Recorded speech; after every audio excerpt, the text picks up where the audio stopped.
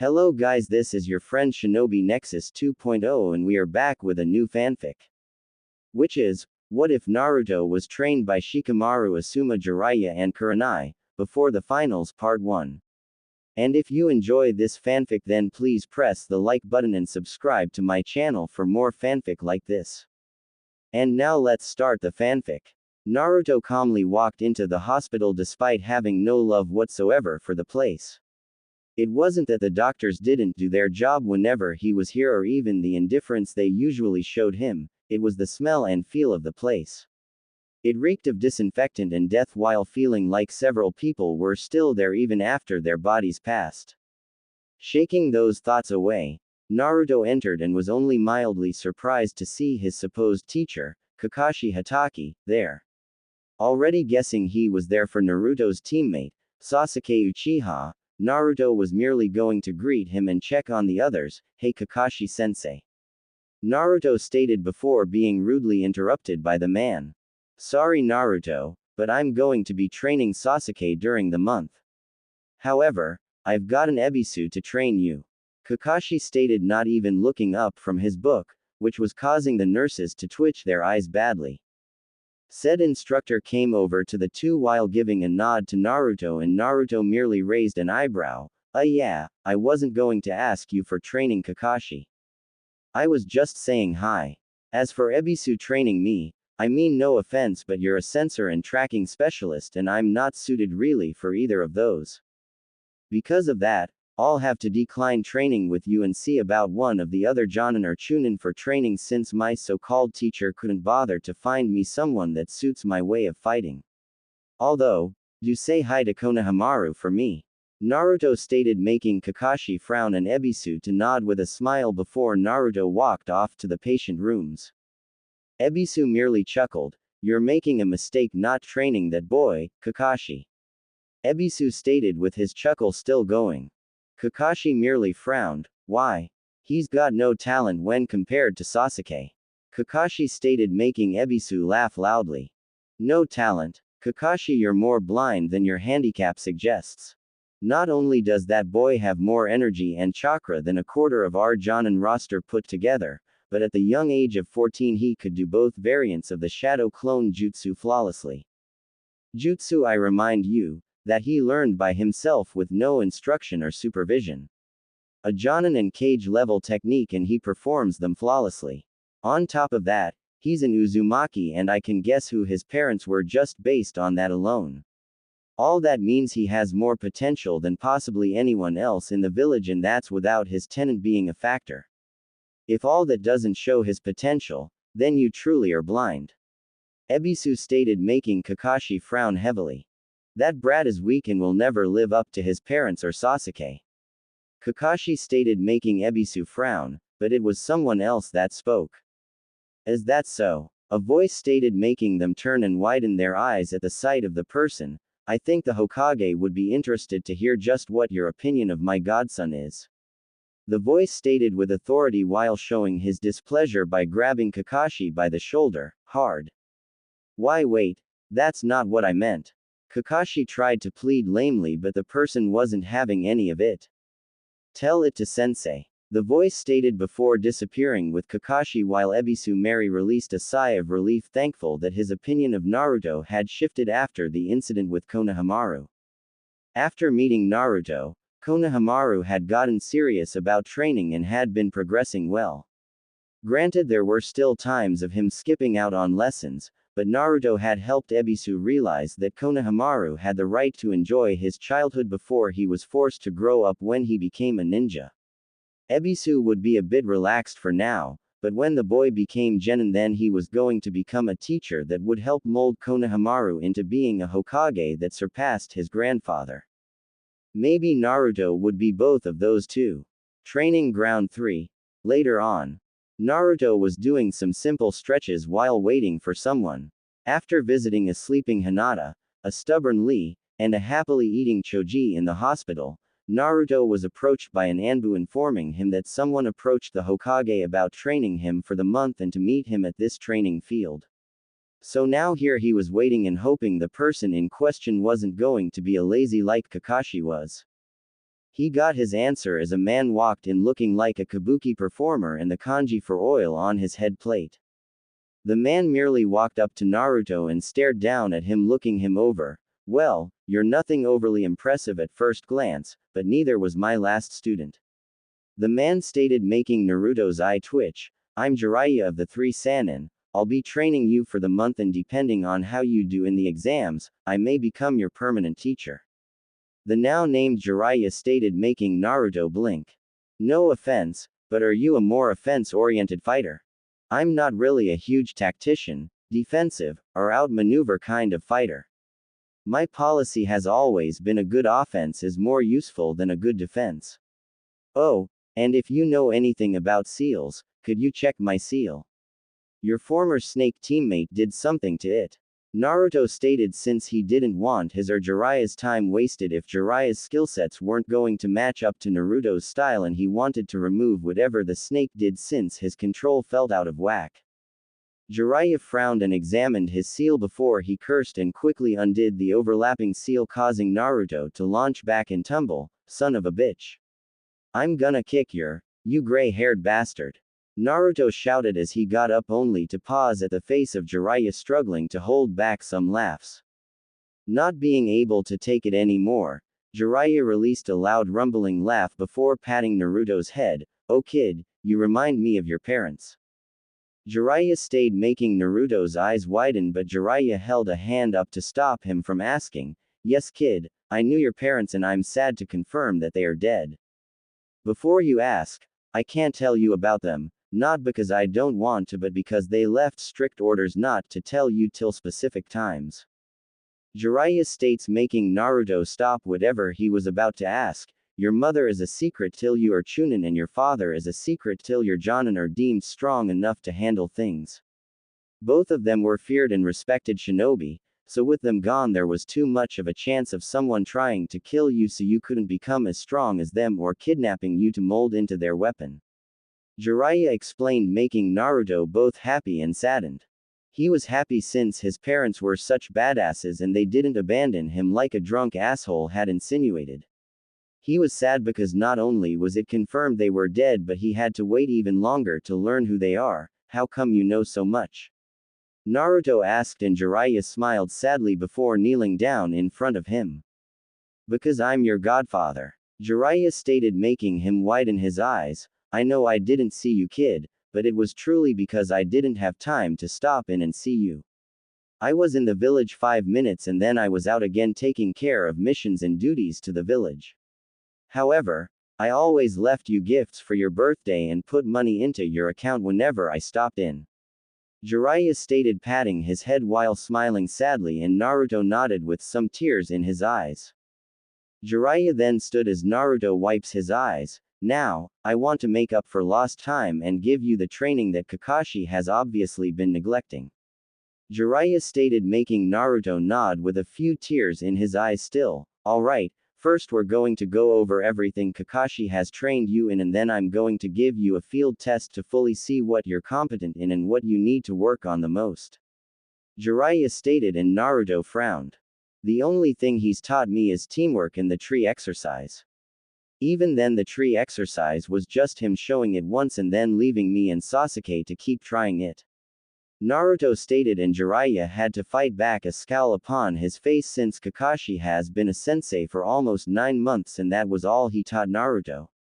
The Cyclops was lucky Jiraiya didn't send him to the hospital like Tsunade used to do him. Kakashi was lucky since the Hokage had set things up with a simple matter. If Sasuke didn't perform better than Naruto did in the finals, since if Kakashi was right then even with Jiraiya's help Naruto should fail, then Kakashi was going to be in deep shit. I see, I'll deal with that later, but for now let's see what you've got. Jiraiya stated as Naruto nodded and got ready. 2 hours later, Naruto was panting slightly as Jiraiya had put him through the ringer in a variety of tests and exercises to see where he stood on different things. Meanwhile, Jiraiya still looked fresh as a daisy even though his clothes did have some tears and scorch marks, but that was from the proverbial gauntlet Naruto put him through when he trapped an area with everything he had. Jiraiya had to admit, the kid had a devious mind when it came to traps, but then add in his stealth and overall brute strength and the kid could give seasoned Anbu some trouble. He idly mused about signing Naruto up for the village defense force since the kid could make the enemy really pay the price for trying to get into the village. Add in the kid's stealth, no doubt from him constantly running around in Kill Me Orange and successfully hiding from non-censor types, meant he could be great for assassination and espionage. He almost wished Tsunade was still in the village since Naruto's raw brute strength could be vastly improved by her monster strength technique. Shaking those thoughts away for another time, he looked at his new student. All right, meet me here tomorrow to learn your training regimen and get to work on improving what you have already. If you want something to do today, I want you to do the tree walking exercise until you absolutely can't anymore. That should help get your chakra back into sync and increase your control, which will help you learn and master new jutsu. Jiraiya stated, making Naruto nod. Jiraiya then left the area and went to the Hokage Tower where he found his former teacher, Hiruzen Sarutobi, sitting there finishing some paperwork. Kakashi was talking out of his, "Kid's got more potential than I've seen in years. Hell, he could put Minato and Kushina to shame if trained properly and given a chance to really shine. And that's not even counting the Kyuubi if he decided to use it." Jiraiya stated, and Hiruzen nodded while taking a puff from his pipe. "If what you told me about that organization is true, it would be wise if he knew how to become deadly without using the Kyuubi. If they are intent on capturing the Biju, then that stands to reason that they all have skills, contingencies, and plans to take down the beasts and their hosts. That leads me to believe that it would be unwise if Naruto was dependent and focused on using the fox's power against his enemies. Doing so could be disastrous when they come for him and anyone helping him as a result." Hiruzen stated, making Jiraiya nod. "I inspected the seal and it's still trickling the chakra slowly, and thus Naruto can only tap into it at times of extreme emotional moments or if he's exhausted his normal chakra. Maybe when he's older I'll help him start tapping into the Kyuubi's power, but for right now I think the tighter the seal the better in this case, since it will be harder for anyone to interfere with the Kyuubi, though that could also alienate the fox and the kid from each other. From what my sources in Kumo told me, their eight-tailed host has complete control and synchronization with their Biju. That means he has access to all the abilities his Biju does and can even turn into the Biju without succumbing to its rage or base instincts." Jiraiya stated, making Hiruzen nod. "Do what you can, Jiraiya, get Naruto into top form as a ninja and then worry about him as a Jinchuriki. Konoha has never had to depend on a Biju container to be strong, and both our two previous hosts were formidable without the Biju at all. I want Naruto to continue that legacy and not become a ninja that is only powerful because of the demon sealed inside him." Hiruzen stated, and Jiraiya nodded. "No problem, with the training regimen I have picked out, Naruto will crush everyone in the finals regardless of who he faces. Though I would like your permission to recruit some others to help with his training is needed, since there are a few things even I can't help him with, and if something pressing comes up, I want him to have someone to help him until I get back." Jiraiya informed, then requested, and Hiruzen nodded. "Do as you please, Jiraiya, anyone is free to train Naruto so long as there is no conflict of interest and it doesn't interfere in their normal duties." Hiruzen stated, making Jiraiya nod before he left to check in on some people he knew could help push Naruto in the right direction. Hiruzen merely leaned back smoking his pipe while thinking on the blonde bundle of energy that was Naruto Uzumaki. If it wasn't for the fact he had to be impartial and didn't have time, he'd contribute to helping Naruto with his training. Sighing slightly, he turned back to the last few pieces of paperwork that he needed to handle for the day. Day 2 of the training month. Naruto stretched at the training ground waiting for his godfather, Sensei, to arrive, and was surprised when he did a few moments later with Kurenai in tow. "Ah, good, you're here," Jiraiya stated as he walked up to him with Kurenai, who seemed to be analyzing Naruto much more than she had done in the past. "I've worked out some training with Kurenai-san here as well as Might Guy. However, Any other training won't take place till the second week, as I want to drill you in chakra control exercises as well as finding your elemental affinity and getting your schedule set up for the following 3 weeks. Kurenai here can help you with chakra control, as she has to have near perfect control to use her variety of genjutsu. She'll also be helping you with breaking, escaping, and even casting genjutsu, since there are some genjutsu that just require you to overwhelm your opponent's chakra, which you can do easily. Jiraiya informed, making Naruto nod before thanking Kurenai, who merely smiled and nodded. Jiraiya then produced a slip of paper. Okay, what you've gotta do is channel chakra into this paper and the results will tell us your affinity. Depending on the results, I can train you or find someone who can train you in your affinity, since, while I know the basic steps for each affinity, it's always better to have someone who's done what you'll be doing. Jiraiya stated, handing Naruto the paper, and waited for the results. Said results were surprising, since the paper was cut into confetti, with a majority of the pieces becoming soaked and the rest crumpling up. Jiraiya and Kurenai were of course stunned, since it was extremely rare for a person to have 3 affinities right off the bat. Jiraiya was handling it better, since he knew Minato was a wind user with a minor in water, Kushina was a water user with a minor in lightning, and he could only assume that the small trickle of chakra from the Kyuubi had slowly formed a minor connection to the 3, or it could have been due to the fox's chakra circulating inside Kushina while she was pregnant with Naruto. Kyuubi was known to cause storms, hurricanes, and typhoons with a swish of its tails, and those bloodline elements were made of combinations of water, lightning, and wind. While normally a child took after the parent with the more dominant genes, or whoever the child took after the most, that wasn't the case with Naruto, since anyone who actually paid attention could see Naruto was a blend of both Minato and Kushina. Naruto had his father's hair, build, and eyes, sure, but his face, personality, and overall way of doing things was clearly Kushina. He broke from his inner musings as Naruto merely raised an eyebrow and looked at Jiraiya. Well then, looks like you have a high affinity for wind with a lesser for water and lightning. Under normal circumstances I would try to have you learn all 3, but for this month we'll focus on the wind affinity, since it will be the easier of the 3. If you show good progression in that, then I'll be able to help you with the other 2. Jiraiya informed, and Naruto nodded, since he had no idea how the affinities worked. Good, now I need to go talk to someone that I know could help you with the wind affinity. While I'm gone, Kurenai here will begin your work with chakra control and genjutsu, and I expect you to be doing the work and not complain about getting cool jutsu. Your parents and all the Hokage always ensured they had full control of their chakra before they started worrying about using jutsu.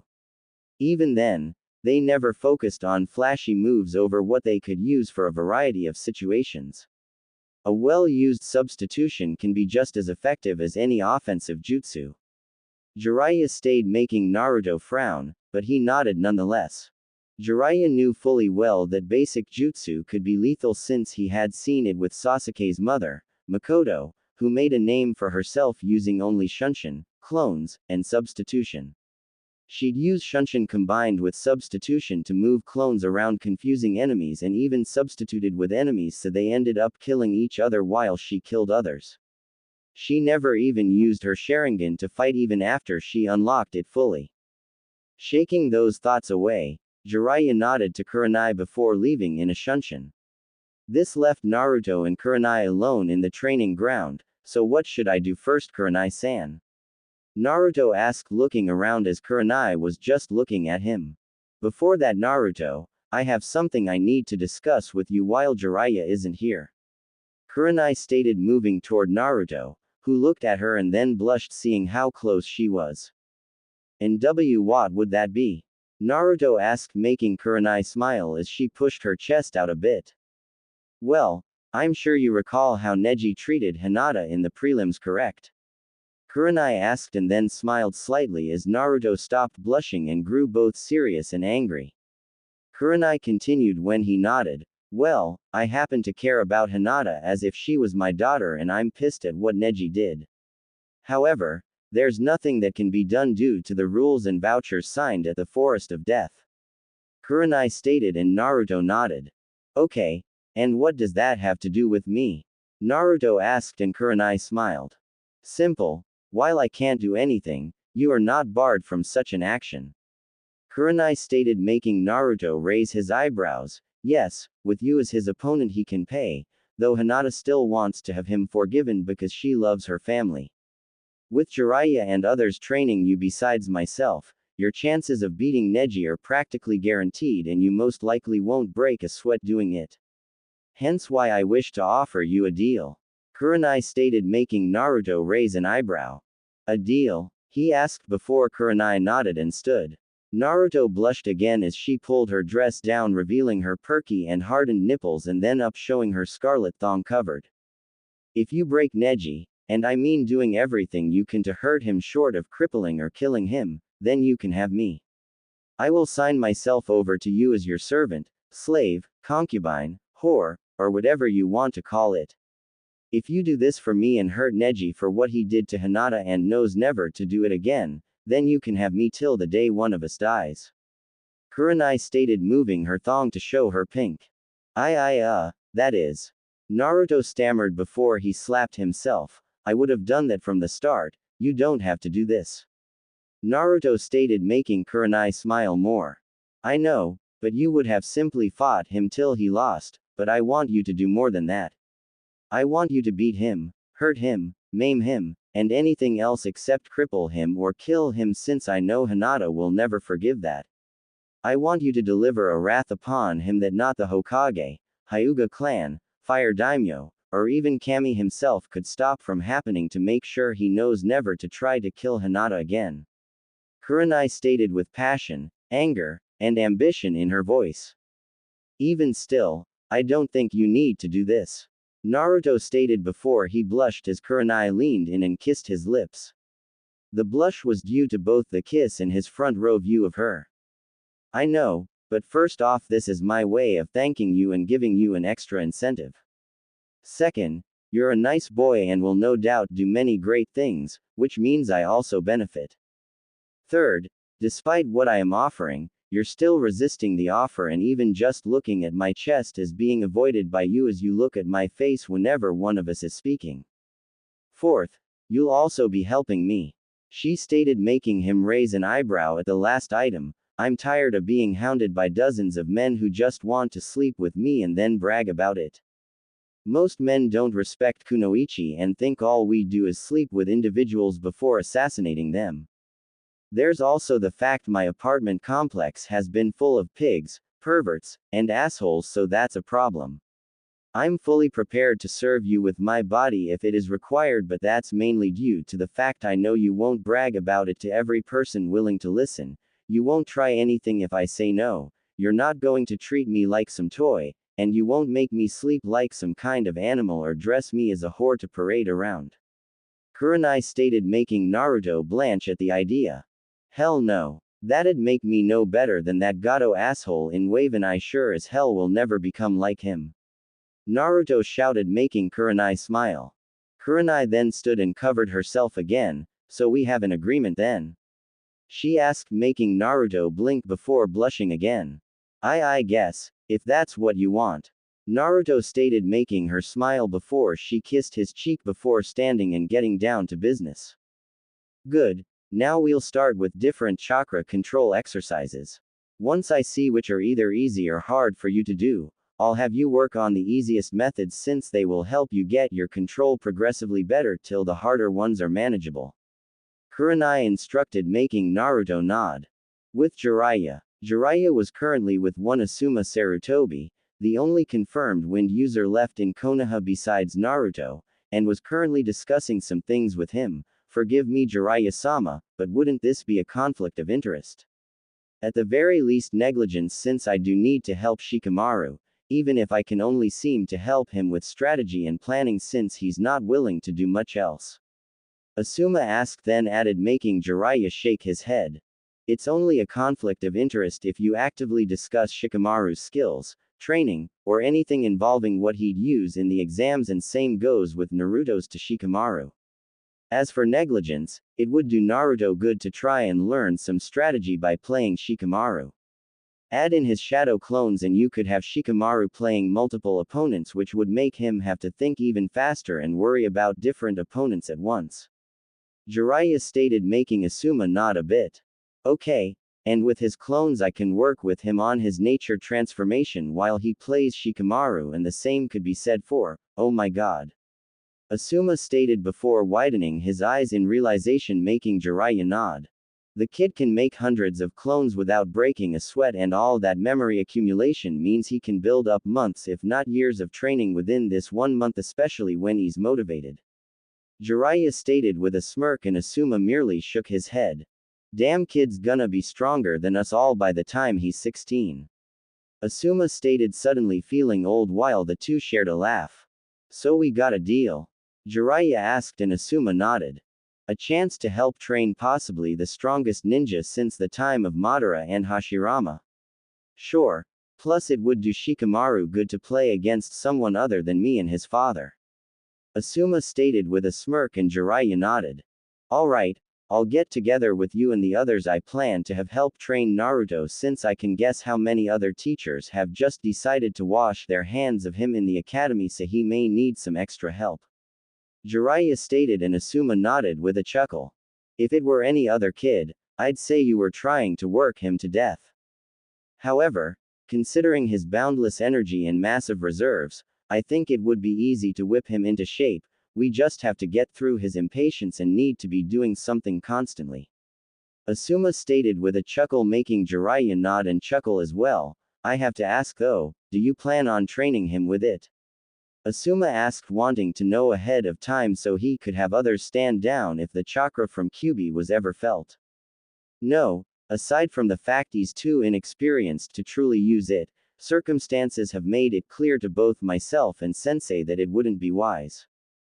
Konoha has never had to rely on Jinchuriki, and we shouldn't start, especially with the fact there are rumors about a group looking to find and possibly collect all the Biju for themselves. This leads Sensei and I to believe they have to have a means or plan for each Biju to bring them down and capture them. Jiraiya stated, knowing Asuma would hear about this sooner or later from Hiruzen, since Asuma was technically an Anbu. He just wasn't given the rank due to the fact he already had a huge reputation after guarding the fire daimyo and being Hiruzen's son. Asuma nodded with a frown. That just means I have to train the kid into the ground even harder to make sure his skills are up to par with everything that he'll be facing. Asuma stated, making Jiraiya laugh. He'd probably want that of you regardless. The kid is motivated to train, he just needs the guidance to understand why he needs to be doing the training. Something I'm sure Kakashi neglected entirely. Jiraiya stated before becoming angered at the end, and Asuma frowned. We all warned him, Jiraiya, but he wouldn't listen. He was too obsessed with training Sasuke to care about his other students at times, and he had no faith in Sakura or Naruto's abilities to be ninja. Asuma stated, and Jiraiya nodded. I know, Kakashi has already been handled, and depending on how his two students do in the finals will result in his punishment. Considering what I've been setting up for Naruto, Kakashi will get what is coming to him, and hard. Jiraiya stated in a no-nonsense tone, and Asuma nodded, already guessing how much shit Kakashi will be in when his screw-up is shown. Back with Naruto. Naruto was currently standing upside down on a tree branch with a leaf stuck to his forehead while several clones were spinning multiple leaves on their palms. Another group was water walking, another was running up and down trees, and still another group was spinning kunai on their fingertips. Kurenai knew fully well that shadow clones couldn't be used as effectively for chakra control, or rather she knew that was the belief many had. Because he distributed his chakra evenly, the clones would then work on controlling their smaller amount of chakra, then the combined control would go back to the original, the overall control would increase as time went on. It wasn't as fast as other training could be with shadow clones, but it was still faster than doing the exercises normally. If nothing else, his skill doing the exercise would increase, thus allowing him to use the exercises easier. If he could use the exercises easier, then he could maintain his control better and begin reigning in all that chakra he had. In another hour, Kurenai planned to have him try some different genjutsu to see what his level of control fully was, and then go from there. She broke from her musings as Jiraiya returned. How's he doing? Jiraiya asked, seeing the different clones doing exercises. Better. He struggled with a couple, but he had water walking down on his first try. The kunai spinning is also going better while I increased the difficulty of the leaf spinning and then combined the leaf sticking and tree climbing exercises for him. Kurenai stated, making Jiraiya nod, since if this was kept up then he'd have enough control to handle the Rasengan and other jutsu easily before the month was out. Good. I'll leave him with you today to keep this up along with any genjutsu training you think he's ready for. I need to get some supplies and some information that I can use to help him both in his physical training and with his chakra control. I don't know how long it will take, but it shouldn't be any longer than a good portion of today. Jiraiya stated, and Kurenai nodded. I'm not working with Shino on anything until next week, since he wants to get better control of his bugs by learning with his father and clan. Even then we are only working on helping his bugs be better immune to genjutsu and me helping him achieve better chakra control. Kurenai stated while Jiraiya held back a frown, since from what he was hearing, many of the clan heirs only knew their clan techniques and knew nothing outside of it. If another war broke out then they'd get slaughtered, since numerous shinobi had found ways to counteract the skills each clan possessed and kill said clan members. Hopefully them seeing Naruto's soon-to-be wide arsenal of skills would motivate them to branch out.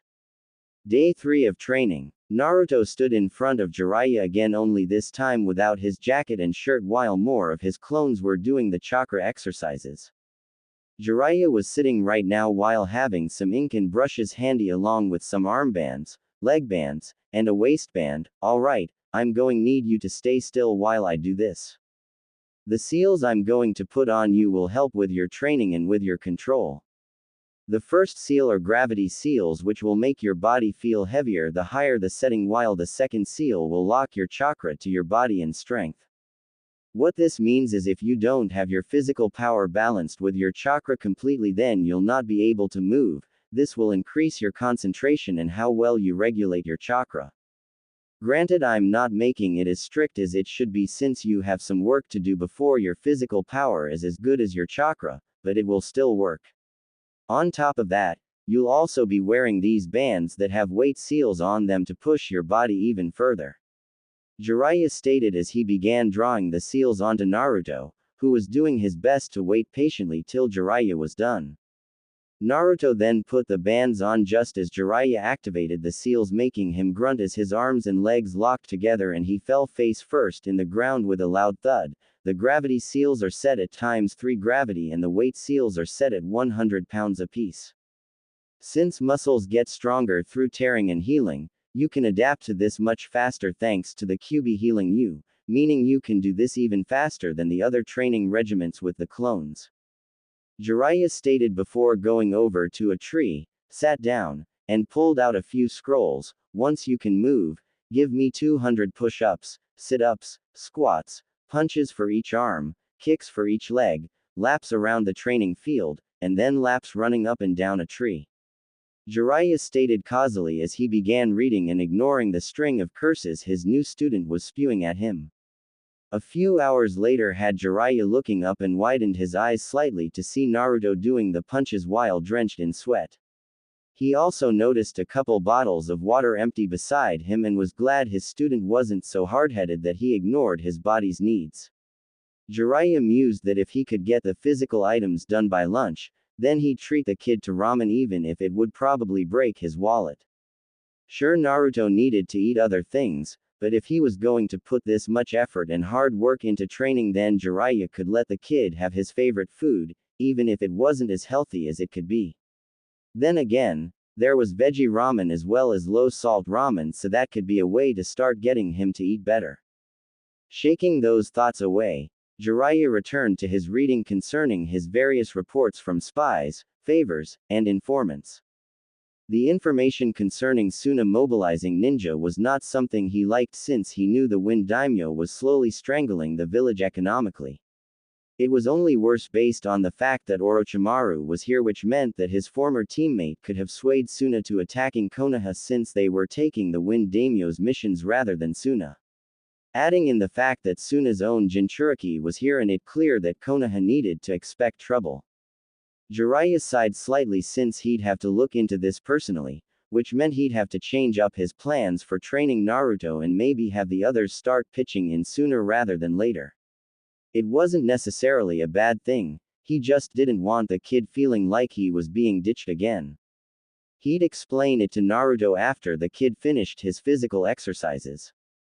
Lunchtime. Jiraiya could honestly say he hadn't been too surprised by any of his students over his years teaching. Sure, Minato's ingenuity in creating his 2AS rank jutsu was astounding, but it was a small mention compared to the lack of surprise throughout his training otherwise. Naruto, however, Naruto had gone through the entire training regiment he had given him to help adapt to the change on his body. A regiment that Jiraiya hadn't honestly thought he'd complete, let alone by lunch. Yet, not only did he complete it, but he had actually added to it by adding handstand flips, backflips, front flips, cartwheels, and tree hopping to help ensure his agility matched his new weight and restriction. The tree hopping was the most impressive since to do it one usually used a burst of chakra from the feet, which could throw off the balance of physical power and chakra. Right now said blonde was eating the veggie ramen that Jiraiya had a clone pick up.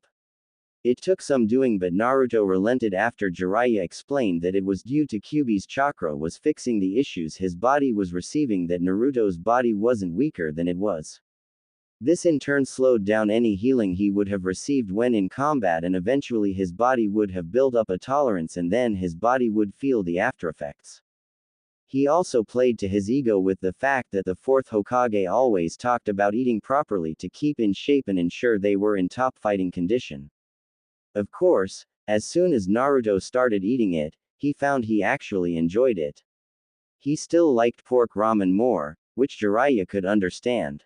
Jiraiya had told him he didn't have to give up ramen entirely, he just shouldn't eat it for every meal, otherwise he risked his health, and at the very least he needed to add fruit and vegetables when eating ramen. However, now came the discussion of Jiraiya having to leave for a few days. Naruto, some things have come up and I'm going to have leave for a few days. Jiraiya stated before holding his hands up when Naruto was about to protest. I'm not ditching you. Kurenai and some other people I've talked to are going to cycle through teaching you as it's needed, and it will all go through the Hokage. Each day you'll go to his office and he'll have the individual in charge for that day take you to train until I come back, and then I'll join the cycle again. I wouldn't leave if it wasn't urgent and vital for the village. Naruto, I may have my own quirks and laziness, but never when it came to training students. Jiraiya explained and defended, making Naruto pause before finally nodding. Good. Now I've asked the Hokage to oversee you meeting your different teachers each day, as well as who you will see if one is indisposed for whatever reason. Jiraiya stated, making Naruto nod before Jiraiya grew serious. Now, I don't want to hear one word about you giving any teacher I've prepared a hard time. They all know what they are doing, but if it feels ridiculous at any point, ask the Hokage about it so he can confirm if it's actually helping or not. Jiraiya stated, making Naruto nod before the two continued eating. Day 4. Hokage Tower. Naruto was sitting in the Hokage's office waiting for his first instructor to come and get him. As he waited, he was idly talking with Hiruzen, who was doing paperwork at a relaxed pace. Jiraiya had left early that morning and left Naruto a note telling him that if he did well while he was away, then Jiraiya would have a surprise for him when he got back. Naruto didn't really need the motivation since he planned to put everything into the training he'd be getting, he just hoped it was actual training and not just busy work. He broke from his thoughts as the door was knocked on before Hiruzen gave permission to enter and Ibiki Morino entered. Naruto blinked owlishly, wondering just what kind of training he was going to get. Ah, Ibiki, good, you're on time. Naruto, Ibiki will be training you in some various items including reading an opponent, getting into their head, increasing your knowledge base, and some other things to make you a more competent shinobi. Hiruzen stated, knowing Ibiki could also help Naruto heal a bit from the emotional and mental wounds the village had inflicted on him over the years. Ibiki merely looked at Naruto, who only looked back with no fear or trepidation, just curiosity. Ibiki then smirked. You're gonna do fine, kid, but I don't hold hands and I don't treat anyone with kid gloves, got it? Ibiki stated before all but growling at the end and respected the fire in the blonde's eyes, showing he was ready to learn and break himself to do it. Yes, sir. Mr. Ibiki, sir. Naruto stated with a mock salute, making Ibiki and the hidden Anbu snort while Hiruzen chuckled. Well, Naruto, are there any questions before I turn you over to Ibiki's care? Hiruzen asked and Naruto frowned a moment. Well, just one, but it's not about my training. Naruto stated and Hiruzen chuckled. No, I'm not going to let you wear the hat. Hiruzen stated with the chuckle, only to be surprised when Naruto shook his head. No, that wasn't what I was going to ask. Naruto stated, wondering how he should ask his question. Then what is it? Ibiki asked, genuinely interested in the question. Well, you two have piles of paperwork due to your positions, right? Naruto asked and they nodded. Well, my question is, why don't you guys ever use shadow clones or elemental clones to help you do it? You guys could get hours worth of paperwork done in minutes. Naruto stated, making the two just look at him with a dead silence in the room. Even the Anbu were beyond their normal silence. Naruto was getting worried he said something wrong when he was engulfed in a hug by Hiruzen, who was crying, "Thank you." Hiruzen shouted in happiness while Ibiki was banging his head against a wall, calling himself a moron. Naruto was almost certain the Anbu were doing the same thing too. Naruto was a little disturbed at the fact the Hokage was hugging him and crying tears of happiness while doing so. Luckily he didn't have to dwell on it much because Ibiki spoke up. Yes, well, I'll be taking him now, Hokage-sama. Ibiki stated before leading Naruto outside the office. Hiruzen sat down and had a grin on his face as he made a few clones and chuckled as he idly heard Ibiki asking Naruto if he could teach him the shadow clone jutsu, both for paperwork and for possible interrogation methods. Hiruzen merely chuckled. Still in his early life and already he's smarter than every Kage that's existed and even the Nara clan members. I can only imagine what he'll be like when older and receiving proper training and guidance. Hiruzen and his clones chuckled at the thought before dividing the piles of paperwork up, making the stacks much more manageable. The Anbu were also wondering if the kid or Hokage could possibly teach them the shadow clone jutsu, since not only would missions be easier, but the reports would be easier to write too. With Naruto, Ibiki took him to the local shinobi library and began grabbing books from various shelves on various subjects, including nature transformation, basic field medicine, plants used for medicine and poison, psychiatry, psychology, nerves in the human body, and more. Ibiki knew he couldn't add much to Naruto's training till he got some things ready, so he decided to use his first day as a foundation building. He could get the groundwork for his future lessons and the others' lessons to make it easier to build up his training regiment. By the end of it, he had close to 100 books and set them down on a desk before putting Naruto at it. Now, I want you to read every single one of these books. I don't care if you use shadow clones or not, but I want you to read these and then I'm going to quiz you on them. If you fail, you'll have to read them all over again and again until you pass. Ibiki stated, having been informed that Kurenai told Naruto about the shadow clones transferring memories when they dispersed and helping with training. Naruto grimaced since he didn't like reading much. Alright, but Jiraiya's sensei mentioned once, I'm more of a practical learner than a theoretical one. Naruto stated, making Ibiki smirk since he knew a few people like that. I know, but trust me, having a handle on this information can help you in a lot of situations. Plus the nature transformation book will help you get a grasp on things for when you start elemental training. My old teammates were the same way with learning and it took some time, but they started becoming more into reading books if for no other reason than it gave them ideas for new attacks and methods of fighting. Ibiki stated, making Naruto nod a bit before he quickly called a clone for each book and took one himself and began reading. Ibiki was about to go look up some old report books since he wanted to check some information on a few places and people, but paused as a thought occurred to him. Naruto, don't dispel all your clones at once.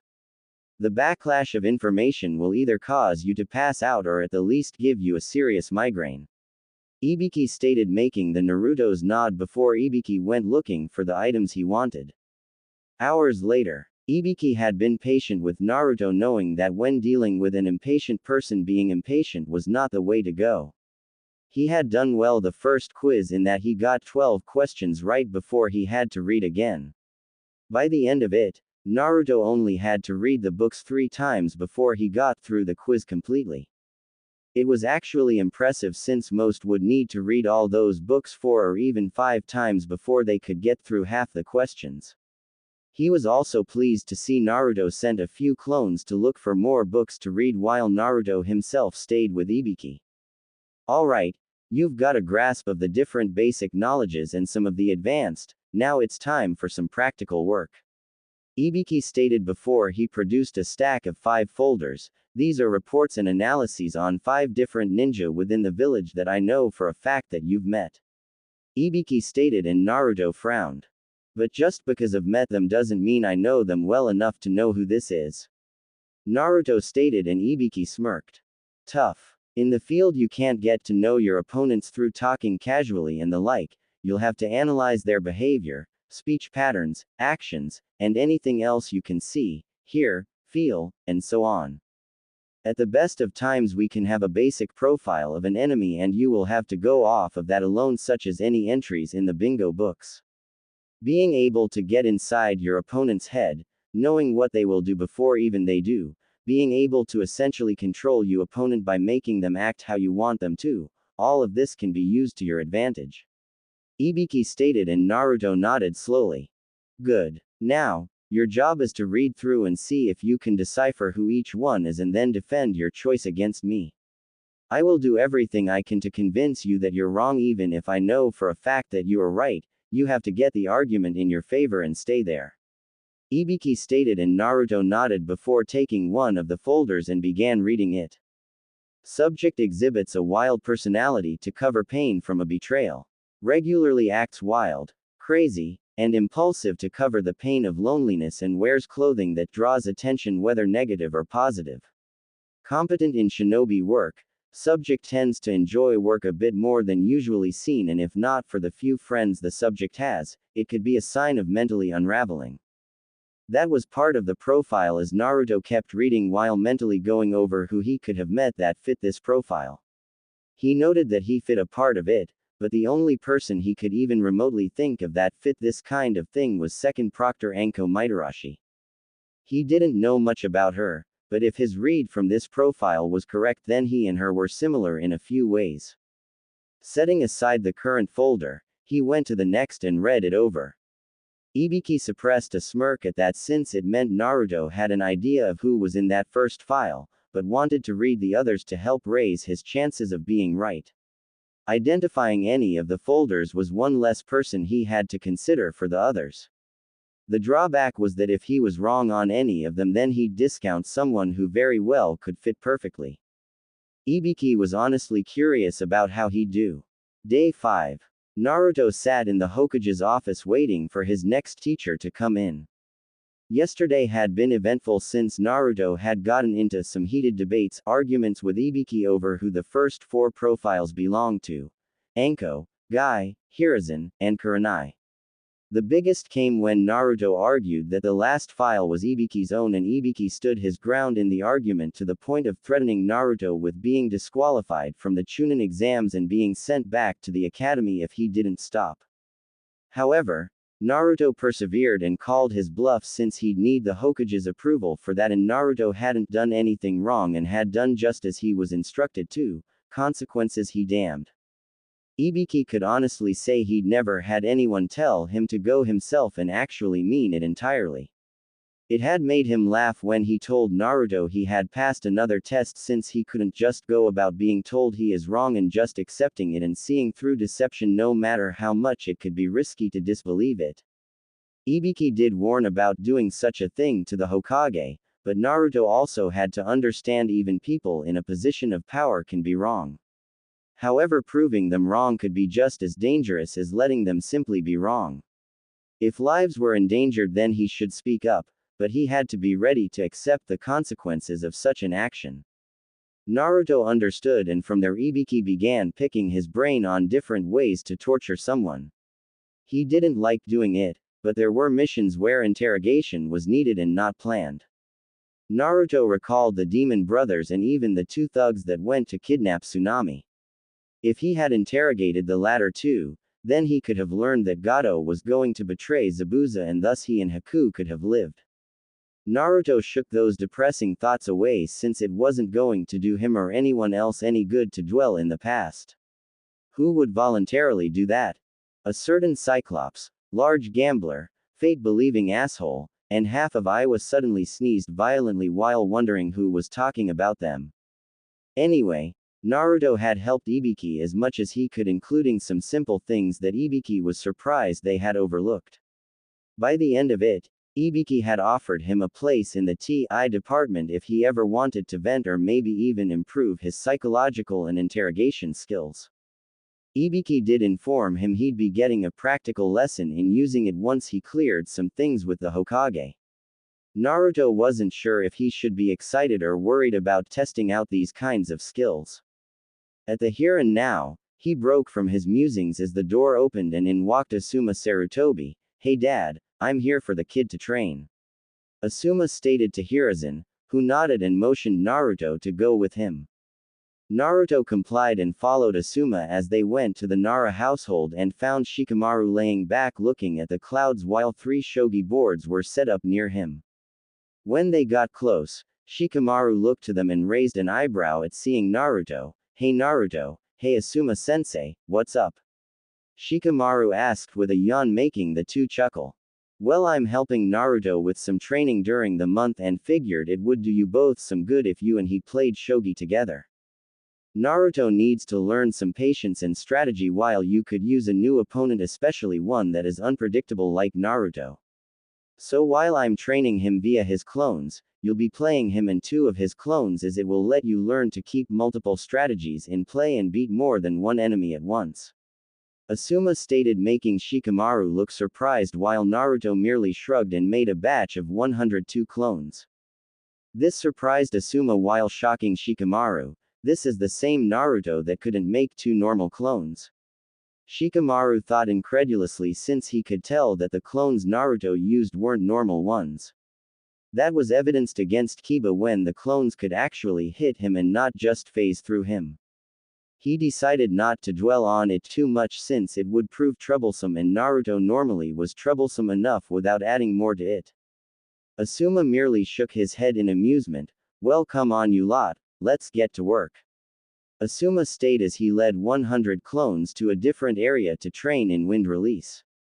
Naruto and the 2 remaining clones shrugged before each sat at a different board with Shikamaru in the middle of the 3, with one on his left, one on his right, and one in front of him. "You'll have to help me out a little at first, I've never played," Naruto stated, making Shikamaru shrug before they started playing with Asuma. Asuma was standing by watching the clones begin the first exercise of the wind affinity, cutting leaves with their chakra.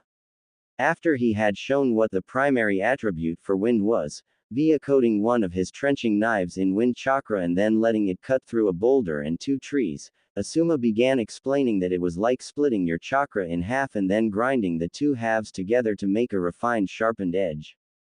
After that, he had them pluck leaves from a nearby tree and get to work cutting them with his chakra.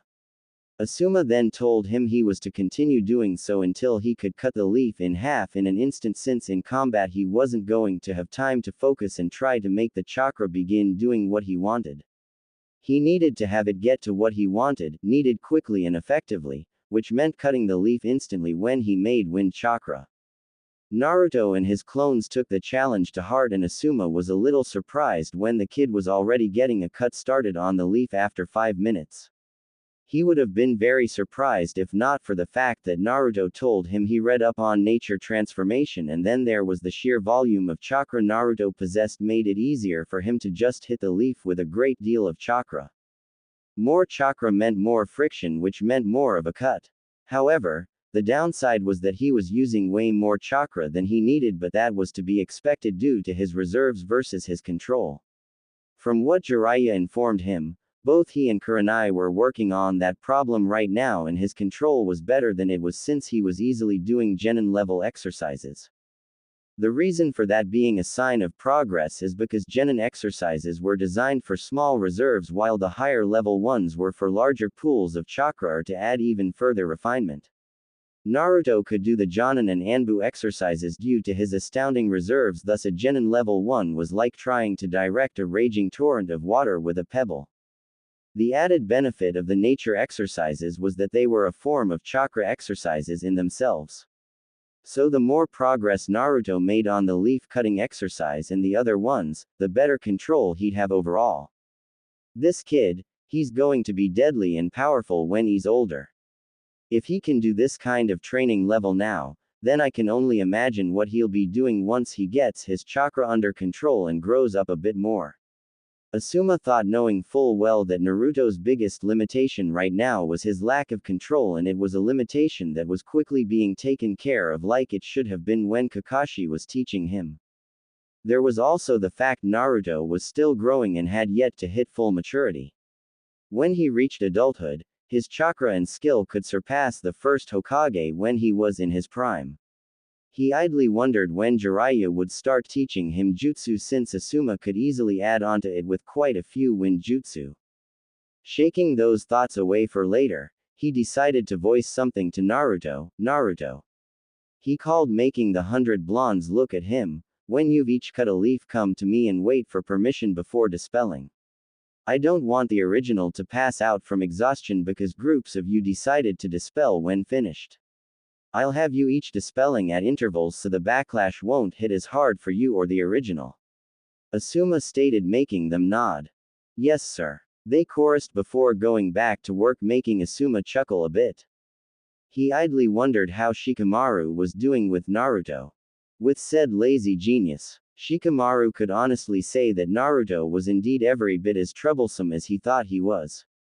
He had gotten the hang of the game quickly, though his strategy left much to be desired at the beginning. The troublesome thing, despite Shikamaru liking this bit of troublesome, was Naruto would do moves that he hadn't calculated at all, and it made no sense. However, it always threw Shikamaru's game plan off, and he had to reorganize and replan almost every turn. It was made only worse by the fact he had to handle 3 of the same opponent, all doing things different from each other and making him constantly have to keep multiple plans going at once for just a simple game. He quickly realized why Asuma wanted him to play Naruto. If he could get this frustrated and confused in a game against an opponent like Naruto, then how quickly could he lose his cool in actual battle? There was also the fact having to keep readjusting his plans. Almost every move made him think on his feet faster and helped adjust against multiple enemies. Especially when he's facing 3 opponents who don't fight the same way. He knew for a fact his father would even have a hard time handling 3 Narutos playing him at once, since they all played differently despite being the same person. This led to the conclusion that the shadow clones could think independently, and while the original had decided on one course of action, the other 2 had decided differently. He'd have to ask his dad about the shadow clone jutsu, since it seemed way too advanced for Naruto to have just learned it without some kind of teacher, but neither Sasuke nor Sakura could use it, so that begged the question of where did Naruto learn it? He shook those thoughts away since he couldn't afford to get distracted. Naruto had already almost checkmated him 3 times and was only getting better the more games they played.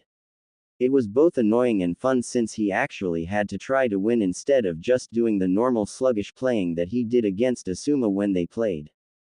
The 2-4 were so wrapped up in playing, both to win and for enjoyment, that they failed to notice how much time was going by. There was no real indicator for them other than Naruto and his clones occasionally twitching from one of the other clones dispelling, since they were either done or out of chakra. They were informed though, when Choji came over. Hey Skika, want to get some lunch?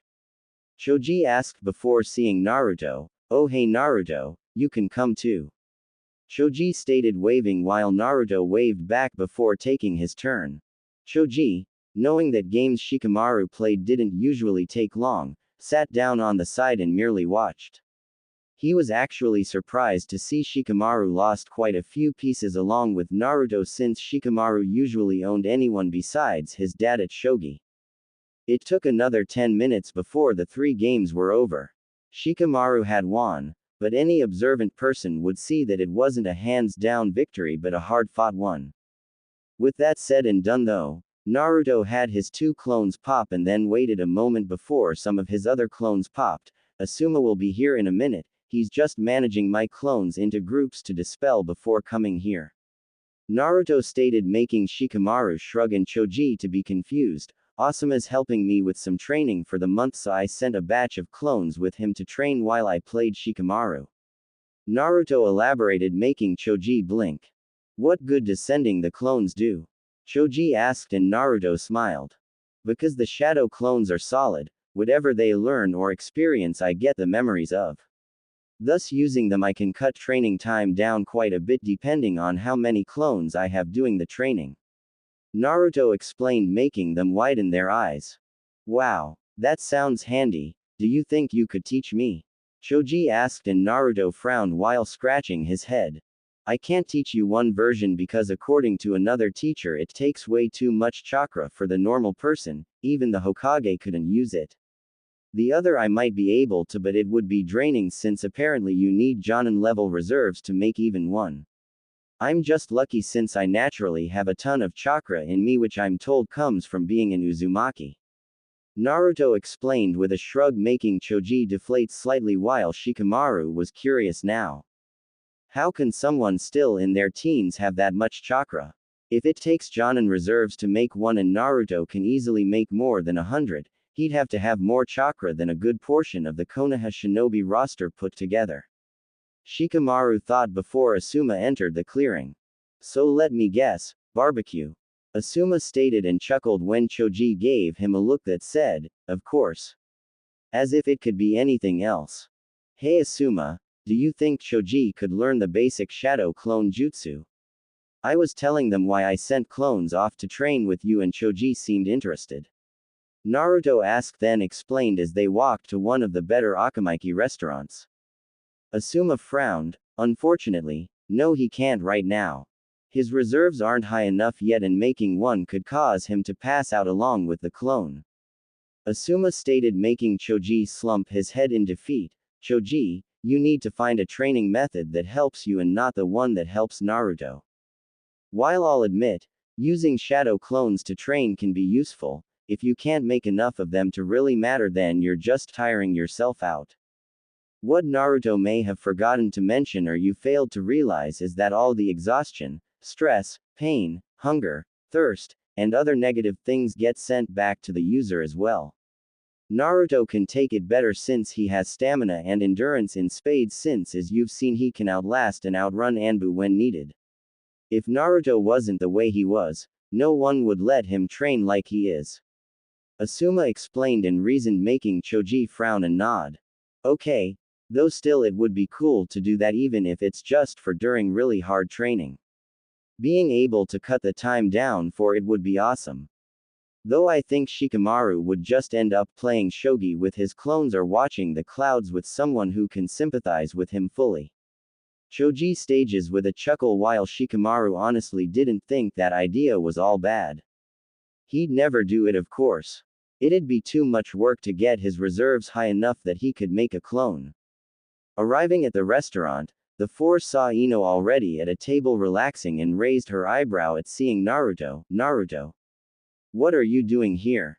Shouldn't you be with your own sensei and teammates? Ino asked and Naruto shrugged. Kakashi ditched me and Sakura to train Sasuke, so I found a different teacher, and I haven't seen or heard from Sakura since the end of the prelims, so I assumed she was busy with her parents or hanging out with you. My other teacher had to handle a mission, so he asked a couple others to help out.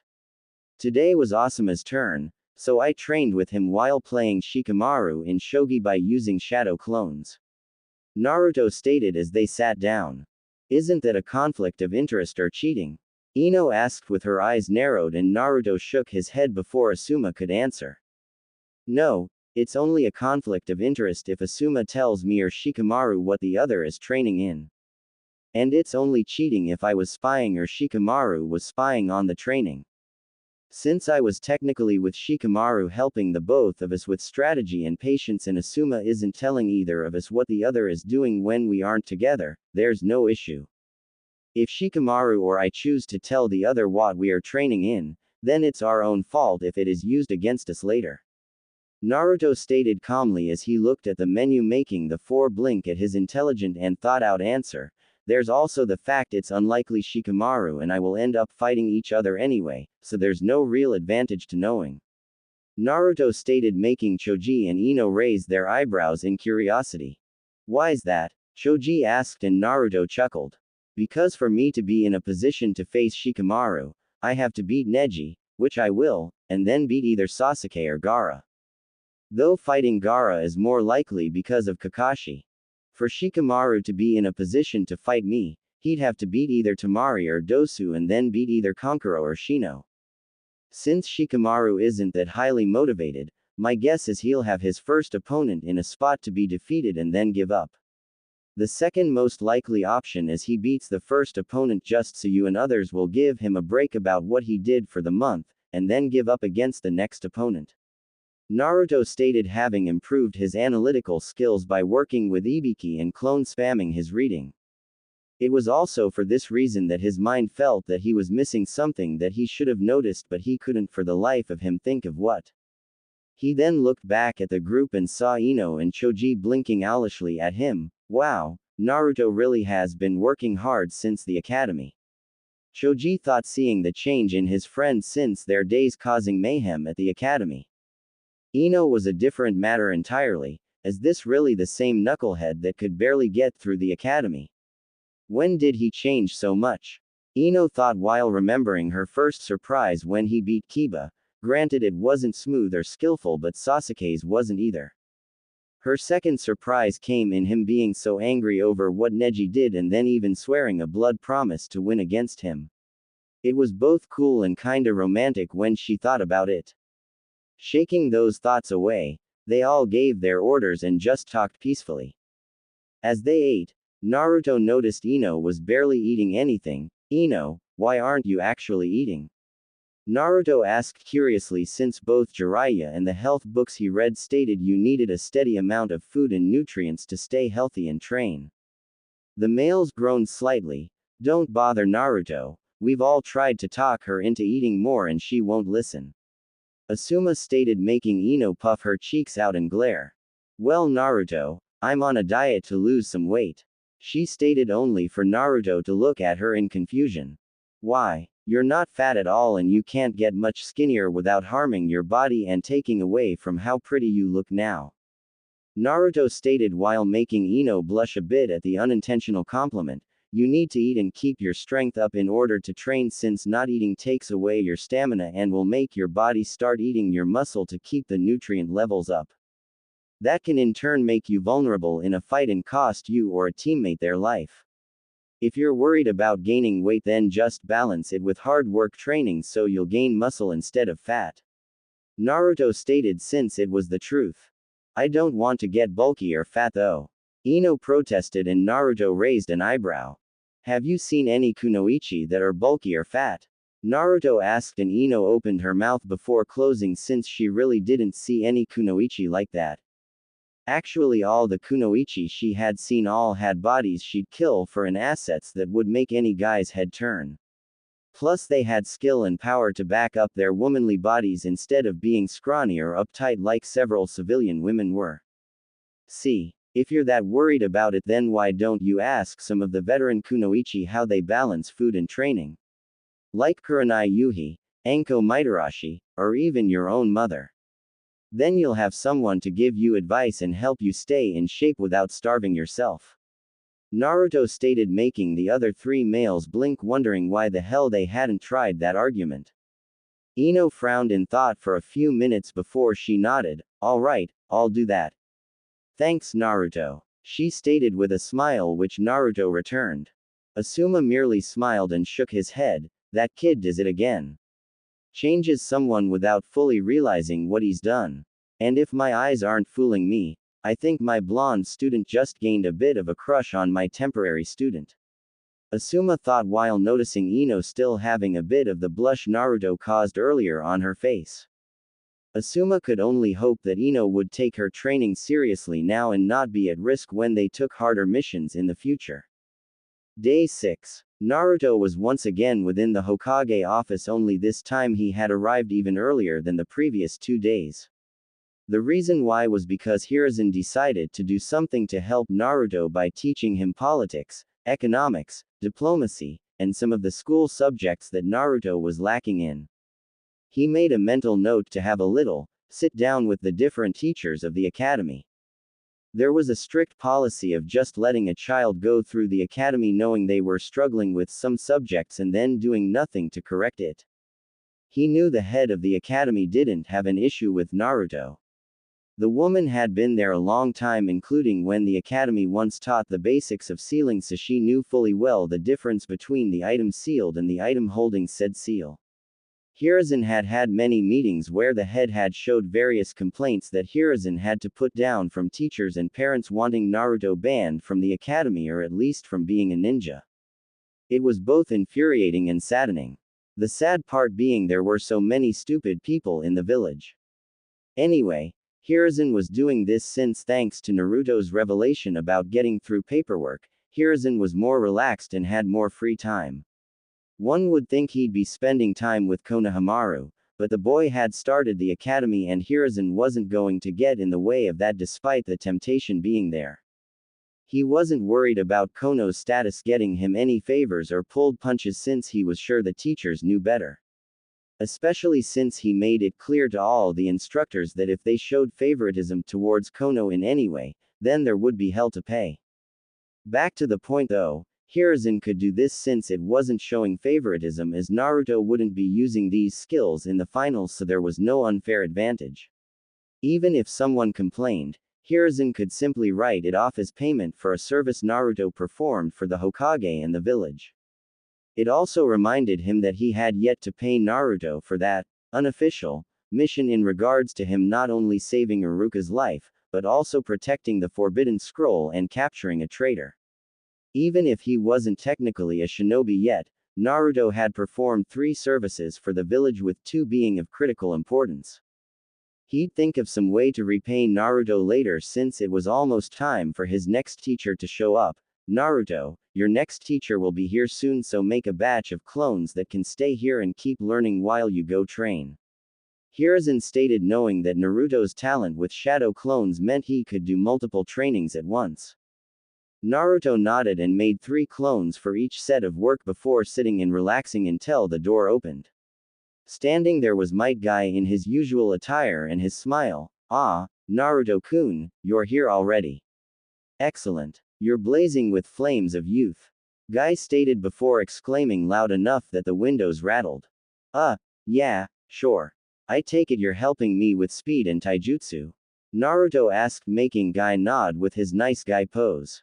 That's right. If I can't help get you into shape within the month, then I shall run around Konoha on my hands for 500 laps.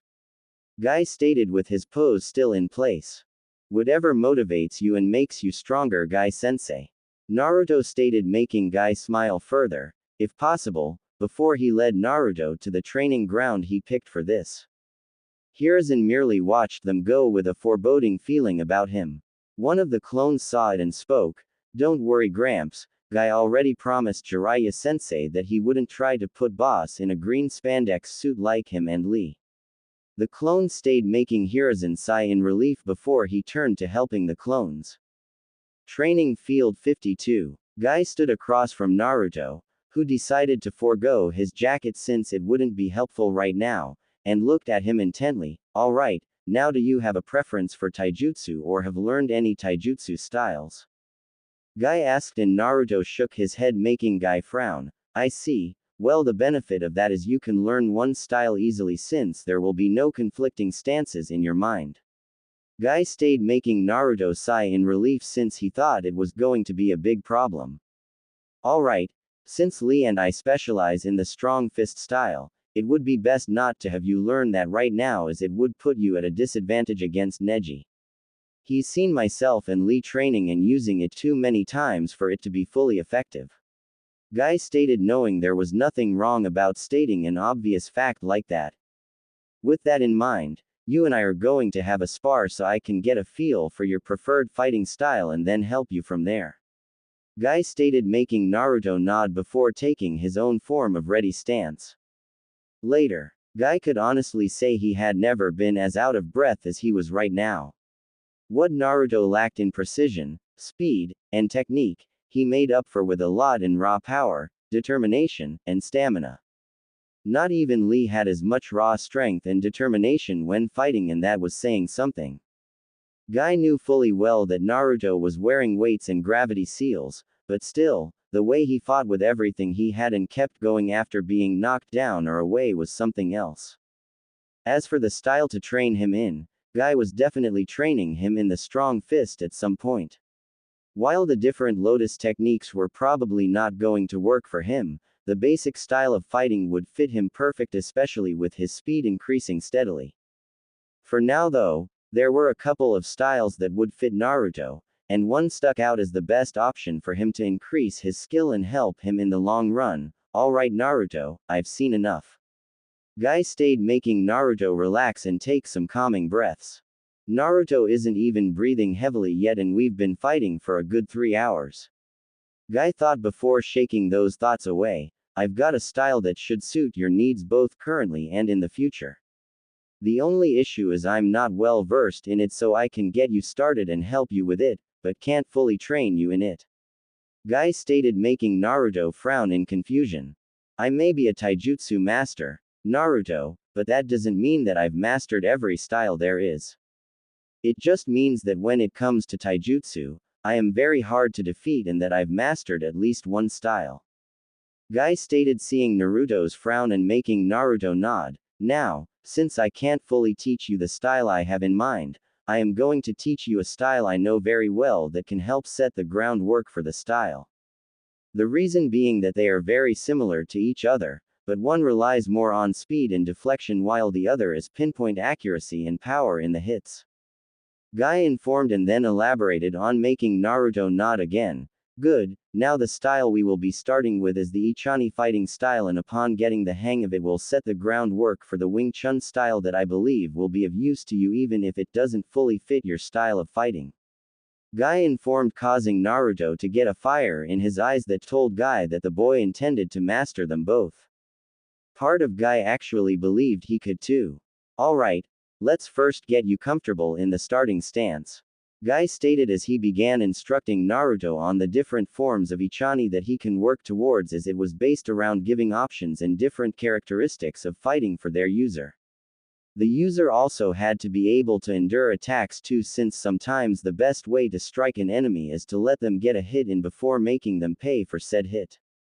Wing Chun though was an all-around form of fighting, as it was about quick, precise, accurate strikes while deflecting and reading your opponent's moves quickly and effectively. The user though needed to build up muscle and tolerance around the forearms, since they usually were used for blocking a variety of hits, and a wooden training dummy with multiples arms was used. One user was reported to have taken down 10 highly trained taijutsu users single-handedly all at once. Naruto could honestly say that he was looking forward to the training a great deal. Day 7. Naruto was still a bit sore from his taijutsu training the previous day, but it had been well worth it. Thanks to the shadow clones, he had been able to get the stances they had covered down so he could move into them on reflex. While the clones trained in the stances, Naruto was sparring with Guy and a batch of his own clones to better get acclimated to the way of fighting. As an added bonus, he had his clones remove their weights and seals so he'd have to adapt to fighting opponents that were faster than him. When Guy asked why, Naruto merely informed him that he couldn't take the chance that someone he faced would be faster and not be able to somehow keep up. When Lee fought Gaara, Naruto couldn't follow him at all, so what would happen if Naruto ever fought someone that was as fast or even faster than Lee? The answer: he'd get his kicked 6 ways to Sunday. Hence why he wanted to start training to be able to track, follow, and react to opponents of that speed. Even if he never fully achieved the speed that Lee did, Naruto wanted to be sure he could at least keep up with his eyes and brain so his body could possibly react in time. Guy had agreed and even suggested that next time they trained that he himself would remove his weights and fight Naruto and his clones while a set of clones would sit off to the side focusing on watching the fight. If they could follow the movements from an observer's point of view, then it would help to follow it from a fighter's point of view. Naruto broke from his thoughts as the door opened and he was surprised that Anko Mitarashi came in with her usual attire.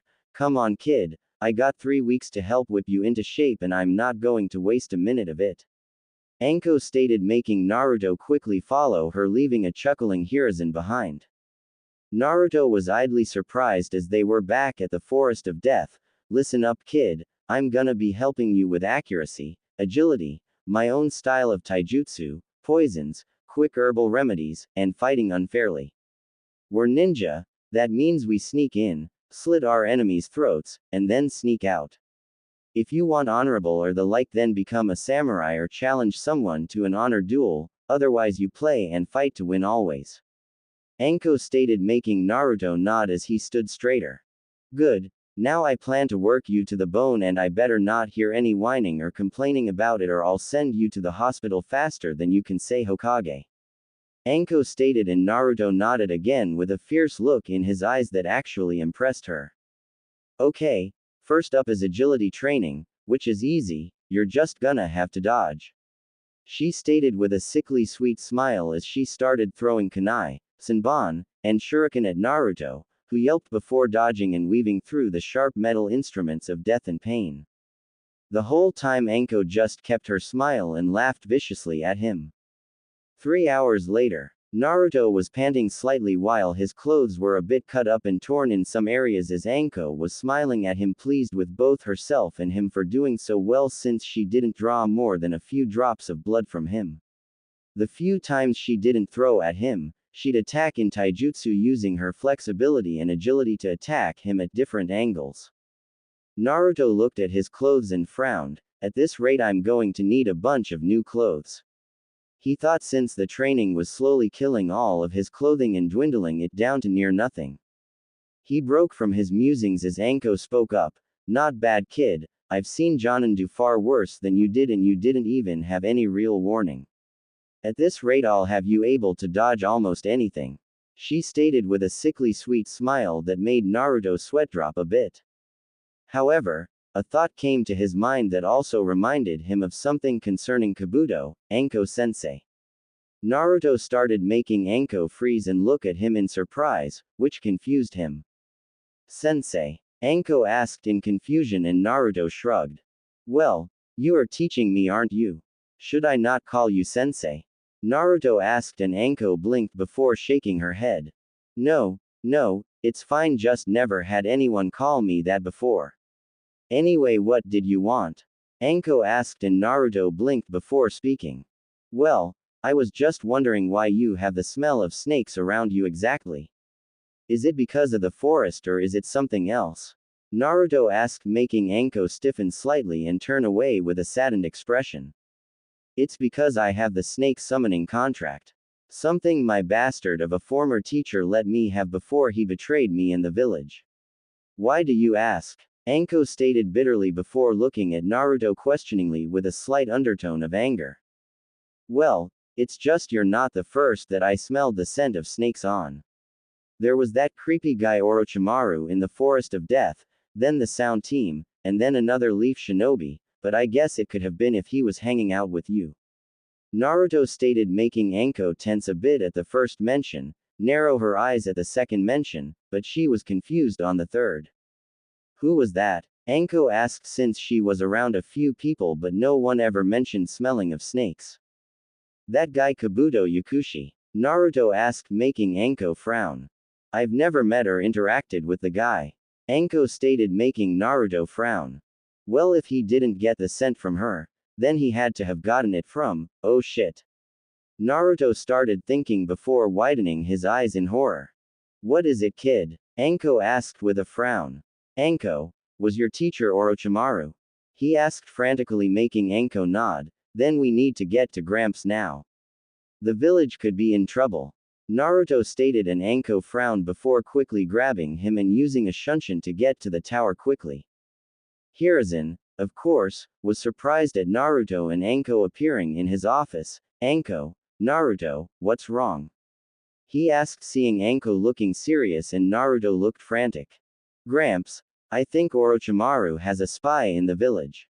Naruto stated, making Hiruzen and Anko stiffen. That's a bold claim, Naruto. Do you know who and have proof? Hiruzen asked and Naruto nodded. His name is Kabuto Yakushi.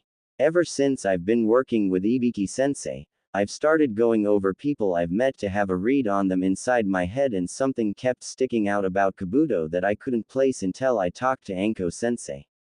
Naruto stated, making Hiruzen frown and look at Anko. Apparently the guy smells like snakes, but I've never even met the guy and there are no indigenous snakes in the Forest of Death. Anko stated, and Hiruzen frowned further before asking an Anbu to retrieve Ibiki to join them, which he did a few minutes later and was being filled in. That's suspicious, yes, but is there any other evidence? Ibiki asked, since they needed to be sure, and all three turned to Naruto. Well, for one, he's taken the Chunin exams 7 times now. Naruto stated, making them widen their eyes in shock, since no one took the exams that many times without something being seriously wrong. Ibiki quickly got his file and looked it over. He's right, all 7 times he made it past the second exam and then suddenly just quit, claiming he had no more chakra to go on. It also shows that he's been staying by the hospital and hasn't been out on many missions besides C-rank border patrols. Ibiki stated with a scowl, knowing that this had slipped past his notice and it would be easy for Kabuto to get information out of the village because the Hokage sent him outside it. This is serious. Naruto, what other evidence do you have to further your case? Hiruzen stated, since they needed as much ammo as possible in order to ensure they got the right person. Well, he also had information on native and foreign shinobi like Gaara, but he had detailed information down to how many of each rank mission they had taken. He knew that Gaara had taken B in a rank missions without even getting a scratch. He knew how many missions Lee had been on, who his teammates were, what their specialties were, and everything else too. Naruto stated, making them all look on in shock and horror, since there was no way a genin could access that kind of information without some form of treason occurring. Ibiki, get Kat and her squad and find this boy and his teammates. I want them found, captured, and interrogated, no holds barred. If they can't be captured, then I want them seriously wounded to ensure they can't make it far. If needs be, then eliminate them to keep from reporting to any possible enemies. Hiruzen stated, going into full military mode, making Ibiki nod and was about to leave when Naruto interrupted. Wait, those sound genin. They smelled of snakes too, and I think Sakura mentioned they worked for Orochimaru when they attacked us in the forest. Naruto stated, making them stiffen in fear. If Orochimaru had a village at his beck and call, then there was no telling how much trouble the Leaf could be in. Get them as well, Ibiki, but do it as quietly as possible and do not tell anyone what you are doing or why. If they ask, tell them it's a Hokage mission and to pry is to be tried with treason. Hiruzen stated, knowing this was indeed serious, especially with Jiraiya sending news about Sound having recruited a lot of missing nin and ronin within the past few months. That could only mean Hiruzen's former student was gearing up for something big. Without wasting a moment, Ibiki was gone to carry out his orders while mentally reminding himself to possibly get Naruto placed in the intelligence corps. If he turned out to be correct on this, then he could have saved countless lives for the village. Hiruzen sat back in his chair and sighed. Not for the first time was he feeling his ever-growing age coming upon him. He then looked at the blonde youth in front of him and couldn't help but see his parents at that age overlapping him. This boy, he may have just yet again performed a service for the village greater than anyone but a few in a room would know. If he keeps this up, he may just take this hat from me himself. Hiruzen thought with a happy smile, knowing Naruto was truly shaping into the shinobi he knew he could become. Naruto, if this information turns out to be accurate, you will be well rewarded and compensated for not only protecting Konoha from an outside threat that could be greater than we know, but also for identifying and removing spies that have been able to hide for too long. Hiruzen stated in his Hokage-like tone and presence, making Naruto chuckle while scratching his head in embarrassment. I like you, kid. You ever need anything, let me know. However, don't expect me to take it easy on you any days that I'm still gonna be training you. Anko stated with a sadistic grin, and Naruto merely grinned back. I'd be insulted if you did, Anko-sensei. Naruto stated, making Hiruzen chuckle at the two. He truly hoped he got to live long enough to see how much Naruto would grow. 3 days later, 10th day of training. Naruto was walking with Ibiki and Anko in the TI Tower doing his next bout of training, the practical kind. He was here to try his hand at breaking a prisoner and getting the information from them. His targets were Zaku Abumi, Kin Tsuchi, and Yoroi Akado, the 2 remaining sound shinobi, as Dosu was found dead the previous day and one of the spies that couldn't get away from the hospital. As for the others, Masumi Tsurugi was dead from a poison that Kankuro had on his puppet's arms, and Kabuto was in the wind, but every available Anbu was on the lookout for him. Ibiki and Anko both had approached the Hokage about having Naruto do it under supervision. When asked why, they explained not only would it be good experience for Naruto, but it would also help him grow as a shinobi. He had already been on a mission where interrogation was needed and had no idea what to do, so what if it happened again? Kakashi clearly wasn't teaching effectively, and where else would Naruto learn? Better that he try his hand at it in a controlled environment than trying first in the field where screwing up can ruin things. If he made a mistake in the normal interrogation, then it was at least fixable thanks to the medics they had on hand and the experienced interrogators and guards. Hiruzen had relented, but he wanted guards and both of them in place should something go wrong. The two agreed before informing Naruto and telling him to think of ways to extract the information himself while giving him what info they had in the 3 targets.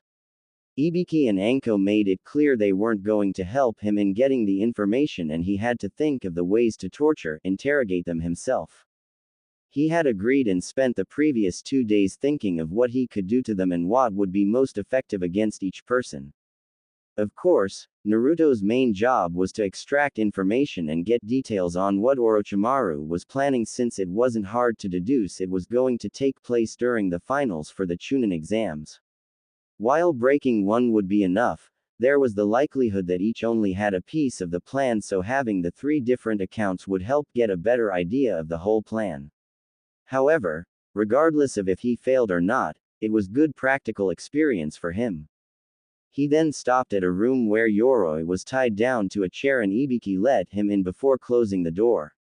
Ibiki and Anko would be watching and making notes of anything that came out, as well as Naruto's methods, since he could be as cruel or kind as he pleased so long as he got the results and didn't cross a specific line. Naruto walked in and pulled a chair in front of Yoroi. Really?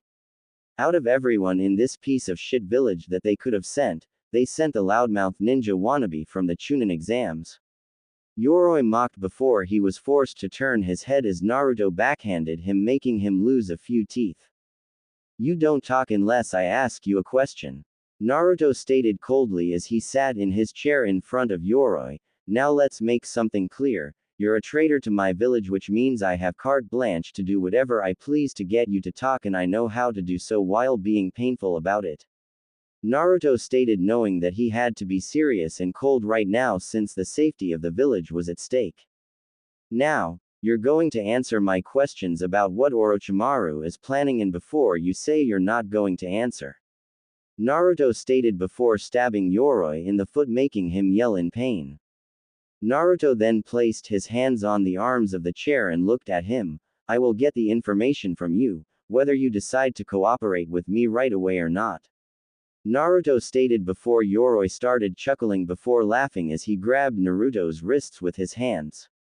Let's see how talkative you are when you don't have any chakra, Yoroi stated with a dark grin, knowing he tried to pull away and thus help Yoroi get free of the chair. His plan was trashed, however, when Naruto started laughing. You think I'm worried about you stealing my chakra? You're mistaken. I have enough chakra that I could stand here all day and not feel tired at all, but I won't need to since you're just going to harm yourself doing this. Naruto stated with a dark smirk, making Yoroi frown in confusion before he screamed as his arms started to feel like they were on fire. What? What is this? Yoroi screamed in agony and Naruto just smirked. Apparently Kabuto or Orochimaru didn't tell you just who the I am. Naruto stated before leaning into his ear, I'm the Jinchuriki of the Kyuubi. Naruto stated, making him stiffen and widen his eyes in horror. My seal slowly puts Kyuubi's chakra into my own to be absorbed and changed into my own, but it takes time to do that and your body isn't accustomed to a Bijuu's chakra. So right now the chakra is slowly eating away at your chakra coils and the pain will only get worse the longer you're draining me. Naruto stated before he grabbed Yoroi's hands when he tried to let go. You don't get off that easily. Looking back on how you acted with your teammates, you were always so careful not to touch them, which leads me to believe you can't control when you start draining chakra and when you stop. So until you tell me everything, I'm just going to hold on and keep letting you drain my chakra, thus letting your coils slowly deteriorate while your body is in agony. Naruto stated, making Yoroi panic as he tried to get free only to scream as the burning reached his shoulders and started to travel down his back. This will end if you tell me everything you know, otherwise I'll hold on to you until the chakra starts getting to your vital areas. Then I'll let go and just leave you in the agony of having your coils burned out while your chakra starts to eat away at your own body and you slowly succumb to a painful agonizing death with no way to fix it or numb the pain. Naruto stated coldly, and it didn't take more than another minute before Yoroi was spilling his guts about everything he knew about Orochimaru's plan, including his, Masumi's, and Kabuto's roles to play when the time came. When he finished, and swore pleadingly enough that it was all he knew, Naruto released him and left the room. However, no sooner did he close the door did he rush to the nearest trash can and empty his stomach. It felt wrong and somewhat sickening to do that and mean it, but Naruto knew he had to since part of his career choice was interrogation, assassination, torture, resisting torture, and other dark aspects that civilians were better off not knowing about. He caught his breath as he felt a hand on his shoulder and turned to see Ibiki there holding a handkerchief, which Naruto took and wiped his mouth and face with. First one's always rough. Anyone tells you differently is a liar. Just take it one step at a time and you'll start being able to stomach it better, but you'll never truly be numb to it. Ibiki stated, making Naruto nod before he took a cup of water and splashed his face a bit with it to help him relax a bit. Once he was settled, he was led to Zaku's room while still hearing Yoroi screaming in pain from what the bit of Kyuubi's chakra had already done. Entering the room, he could see Zaku was already in rough shape since his arms couldn't be reattached and the nerve damage was making him be in constant pain. Of course, since being there, he had received no medication for the pain and it was only making him move in the chair more. I see you're settled in nicely. Naruto stated, going to a table where a cloth over an item lay.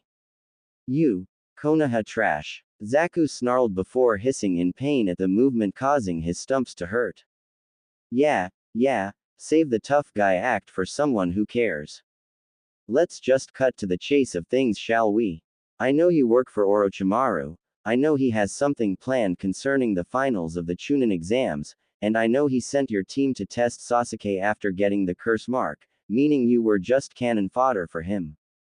Naruto stated, bringing the object and cloth with him as he sat in front of Zaku. Now, what I want to know is what he has planned and what he's going to do specifically, since your ally Yoroi didn't have all the specifics, and from what you can hear he wasn't treated nicely before he talked. Naruto stated, making Zaku scowl, but there was some fear in his eyes since he had heard how Yoroi was said to be fearless and had a high tolerance for pain thanks to Kabuto. Do your worst. I don't care if you kill me, I'll never tell you anything.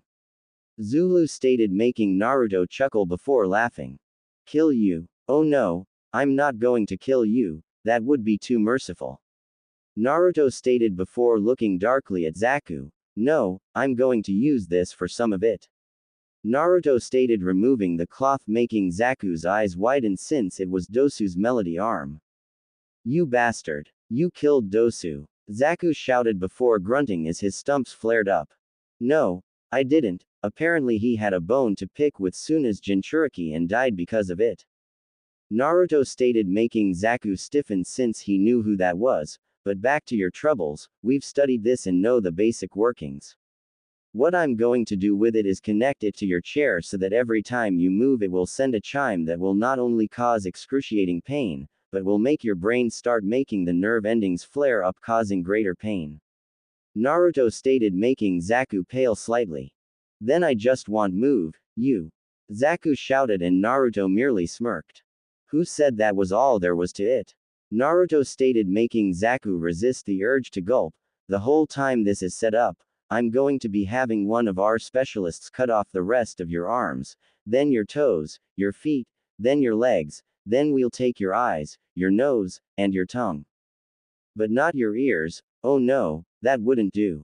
After we stabilize you and ensure you're not going to die of infection or anything, I'm going to have you transported to a town in Fire Country asking people to take care of you and compensating them. However, the whole time you'll have to hear people talk about that thing, how that thing used to be a person, what happened to that thing to make them that way, what could have happened to that thing, look it's that thing, and so on and so on.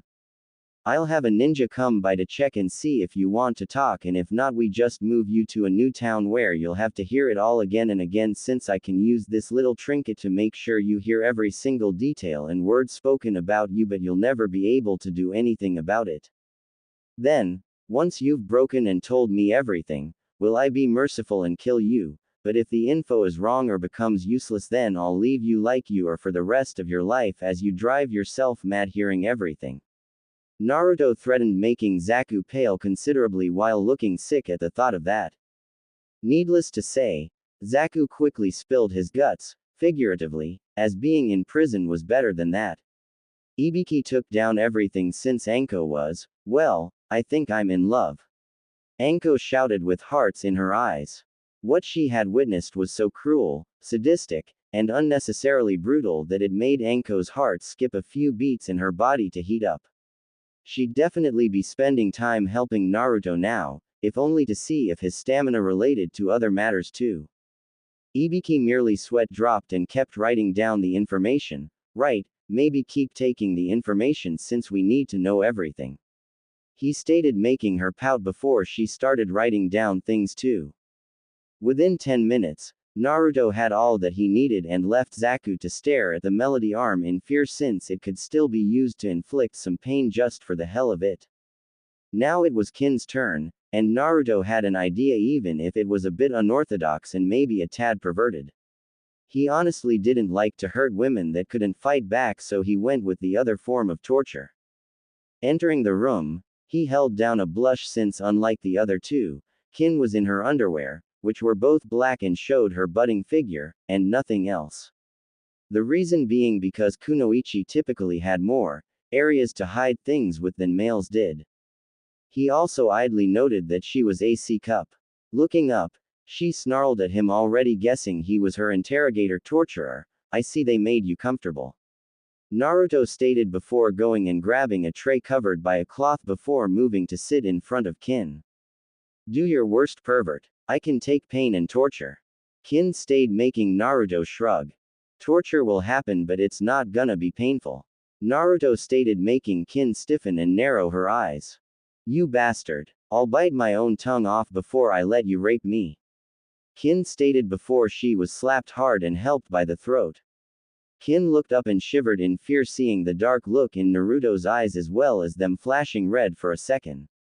Let's make one thing perfectly clear, I do not rape women. Is that clear? Naruto growled out and Kin mutely nodded her head before Naruto let her go. Good. As for your torture, don't worry, neither myself or anyone else is going to lay a finger on you while I'm interrogating, but you'll still be enjoying it. Naruto stated, making her frown in confusion before Naruto took the cloth off the tray. Those are my bells. Kin exclaimed in shock while seeing there was something else on them that looked like weird scribbled lines. Correction, they were your bells. After examining them and then working out how they operate, I had 2 teachers of mine help me change them to suit the need I have. Naruto stated as he took the bells attached to Senbon and stabbed them at different spots in the chair before sitting and showing he had ninja wire connected to the bells in his fingers. So what? You're going to put me in a pain illusion? Kin asked, not seeing what the big deal is. Naruto's reply was merely to smirk before he flexed his fingers, causing the bells to jingle. Immediately, Kin jolted in the chair with a squeal as her panties got wet and her nipples hardened.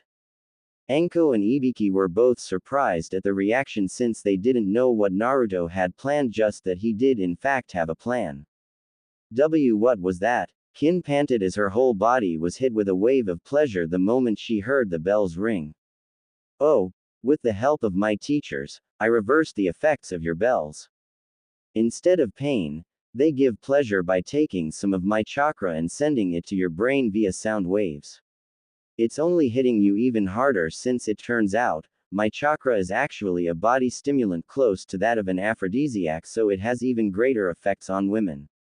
Naruto stated as he jingled them again, making Kin release a long moan, and depending how hard I make them jingle in the order, then the various levels of pleasure you receive. Naruto stated as he jingled them again. And how is this torture? Kin asked, panting with a blush on her face. Simple. The bells are also wired so that no matter how much pleasure they give, you'll never be allowed release. Naruto stated, smiling as Kin looked at him in horror. Yup, I can give you as much pleasure as possible, but that not an itch you feel will never go away. Stuck in a perpetual aroused state with no hope of achieving orgasm. Naruto stated, making Kin pale considerably. You bastu. She started before moaning again as Naruto moved the bells. Also, before you go thinking that I'll be affected, the bells have a range limiter applied to them. Nothing outside of a foot radius is affected by them. Meaning I can sit here all day relaxing as the bells ring and you get pushed to the edge of orgasm, but never able to achieve it. Naruto stated as he jingled the bells another 3 times. On the outside, both Ibiki and Anko were shocked at the plan Naruto had created, since both male and female prisoners could be affected by that trick. Kid's going to make our jobs easier than before. Can't wait to see what he cooks up later. Ibiki stated, making Anko nod. Said woman was also in a daze, thinking of the other uses for those bells, specifically the bedroom uses. Whether on the receiving end or not, those bells could be a lot of fun. She also made a note to ask where he got the idea from. After about 5 minutes, Kin was a panting mess. Her panties were completely soaked and her nipples felt like they'd tear through her bra at any second. It didn't help that, whether it was intentional or not, the bells were making her mind picture Naruto actually touching her and making her feel the pleasure. What she didn't know was that the bells weren't doing that at all. It was her own mind doing that, both because she wouldn't mind and because it was trying to justify the pleasure it was receiving. Naruto then stood and walked over to a few water bottles and brought one over. After opening it and taking a drink, he then offered it to Kin, who gladly took several drinks. She knew at the rate her nether regions were going that she was going to be dehydrated soon. Naruto then removed the bottle and capped it, letting Kin take some breaths. Are you ready to talk? Because I can keep doing this for hours. Naruto stated, getting Kin to whimper. Please, no more. I'll talk, just please let me come. Kin pleaded, since she couldn't fathom suffering this for hours when her body was already in this bad a shape after only minutes. Tell me everything and then I'll let you. Naruto stated, making Kin whimper before she started telling him everything, with Ibiki and Anko taking it down in detail. Once she was done, Naruto nodded and then jingled the bells differently than he had before. The effect was instant as Kin threw her head back and squealed loudly as she came harder than she ever had before in her life, causing her to soak her seat in her underwear. Kin hunched over, gasping and panting from the experience. She almost felt like she was floating during the experience, as it was that pleasurable and satisfying. Well then, besides someone coming in to re-verify the information you gave us, we're done here. Naruto stated as he stood to leave. Wait. Kin asked breathlessly, making Naruto pause. Please, take me as your slave. She asked, making Naruto stiffen and the two senior interrogators to raise their eyebrows in surprise. I know what awaits me, death or imprisonment in an unimaginable hell. I don't want that. The pleasure the bells gave me, my mind saw it as it all coming from you and made up various scenarios for it. Please, I'd rather have the pleasure than the pain, and I've already betrayed my village entirely. Kin stated in a desperate tone as her body wanted a full release instead of just a sensational one. Naruto was silent a long moment before he answered, I can't promise anything, I don't know the laws and procedures concerning this, and I believe the Hokage has a say in it. If it is possible, then I will do it, so long as you actually want it to happen and not just because you're in a haze of lust and pleasure. Naruto stated as he looked back at her before heading for the door. Thank you, Master. Kin stated as Naruto left and found Ibiki and Anko there waiting for him. Naruto merely looked at Ibiki as they walked to deliver their reports to the Hokage. She's not wrong in the fact all that awaits her is a cell in a prison or execution, since she not only joined a traitor's village but also helped a plan to invade the village. While not common nowadays, captured ninja have become slaves either to the ruling authorities or the one who broke them. It was usually used for captured ninja that had bloodlines, a unique skill or trait, or considered extremely talented that offspring from them would benefit the village should they have any. Especially if their owner had a bloodline as well, since that increased the chances of a new bloodline or a child with both. Normally the Hokage has the final say, but usually they allow it for the person that broke them unless a lord or lady requested the person be their slave. Ibiki explained since it was true, and Naruto merely nodded. I see. Well, if the Hokage gives permission, then I will offer her the chance when her mind is clearer than it was in there. I don't want to take her in and then have her resent me because it wasn't what she honestly wanted. Naruto stated as he'd take her in if she wanted, but he sure as wasn't going to exploit, force, or use her in any way. He wasn't like Zabuza, seeing someone as a tool until they managed to prove themselves enough, and he sure as wasn't going to be like Gato. That's respectable, kid. Just make sure your enemies don't always know that, or they may try to take advantage. Ibiki stated since a person could have honor and respect, but you can't let it be the leading forces when in battle, since in their world the only thing that mattered was you won and lived and your enemies lost and died. Granted, there were exceptions, since capturing enemies for information, bounties, hostage exchanges, double agents, spies, etc. were always a good thing to have. They were more key in wartime, but having them in times of peace meant there was a chance of preventing war. Ibiki broke from his musings as Naruto nodded. I know, Ibiki-sensei. Naruto stated, making Ibiki nod as they walked before Anko chimed in. By the way, kid, where did you come up with that torture for Kin? Anko asked, and Naruto chuckled slightly while scratching the back of his head. I had help from Jiraiya-sensei and Kurenai-sensei. I had the idea when I heard some women complaining that their partners were torturing them by never letting them finish. I hadn't fully understood what they meant until later, but I figured it out and then asked Jiraiya and Kurenai for help in making the bells able to do that for the genjutsu 2 days ago. Jiraiya made seals and Kurenai helped figure it out for genjutsu related, thus the final product. Naruto stated, making them blink a bit since it was an ingenious way to use the genjutsu since it was bulked up by the seals. Okay, just one more thing, any chance I could get my own set to play with? Anko stated, then asked with a grin, making Naruto and Ibiki sweat drop. I guess, I'd need Jiraiya to make another batch of the bells though.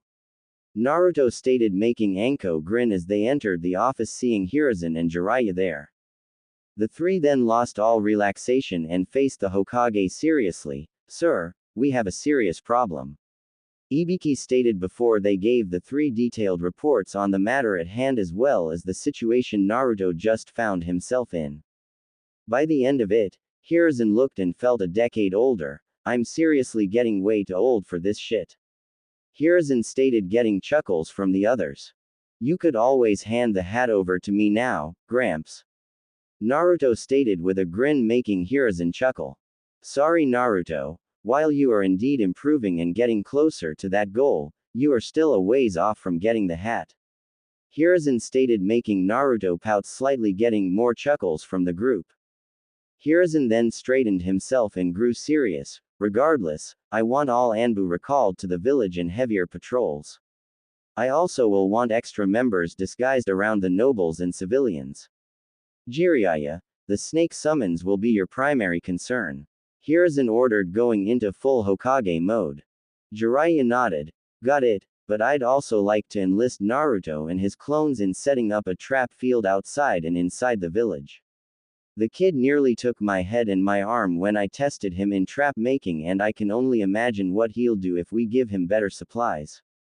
Jiraiya stated, making them raise an eyebrow and look at Naruto. Hehe, my pranks kind of gave me an in-depth knowledge of wires, subtlety, intricacy, and layers of attacks. Naruto chuckled slightly, scratching the back of his head. Very well. Naruto, you will have a few days before the finals to set up the outside traps. The inner traps will have to be done during the finals, when we can have those not attending moved away from any potential fighting. Jiraiya, you work with him on the layouts, since we can have our forces lead the enemy into the traps as well as know how to avoid them. Hiruzen stated, making the two nod before more specifics were discussed. 4 days later. 14th day. Naruto quickly moved his weapon to parry the attack aimed at him by his sparring partner, and then quickly pressed the attack back, pushing it into a deadlock. Said opponent was a beautiful woman with purple hair and rust-colored eyes. This was Yugao Azuki, Anbu squad leader and swordswoman of the village and Naruto's sword trainer. While Jiraiya was away, he had stopped in Wave Country and heard about what Naruto had done. However, he also knew about certain traditions and rules the 7 swordsmen lived under. With that in mind, he explained some things to the people of Wave, and they gladly helped move the 2 graves to within Wave's borders and had 2 proper headstones crafted and put in place, while Jiraiya took the sword to give to Naruto. It was in the written report by Sakura, Tazuna, Kakashi, and Naruto himself that Zabuza stated Naruto had beaten him regardless of if Kakashi had wounded him or Gato's thugs had killed him. Because of this, under tradition and code followed by the 7 swordsmen, the Kubikiribocho belonged to Naruto now. Naruto had objected at first until Jiraiya informed him of the traditions and the fact that someone at any time could just walk up and take the blade. Meaning that Zabuza's blade could end up in the hands of someone who wouldn't respect it like it deserved. Naruto had relented at that and began practicing with it, while Jiraiya worked on something to help, giving him more options in a fight.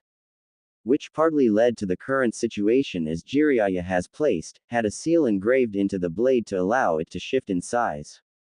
It could be its large and intimidating Zanbato appearance, or it could shift down to the length of a katana or even further to that of a knife.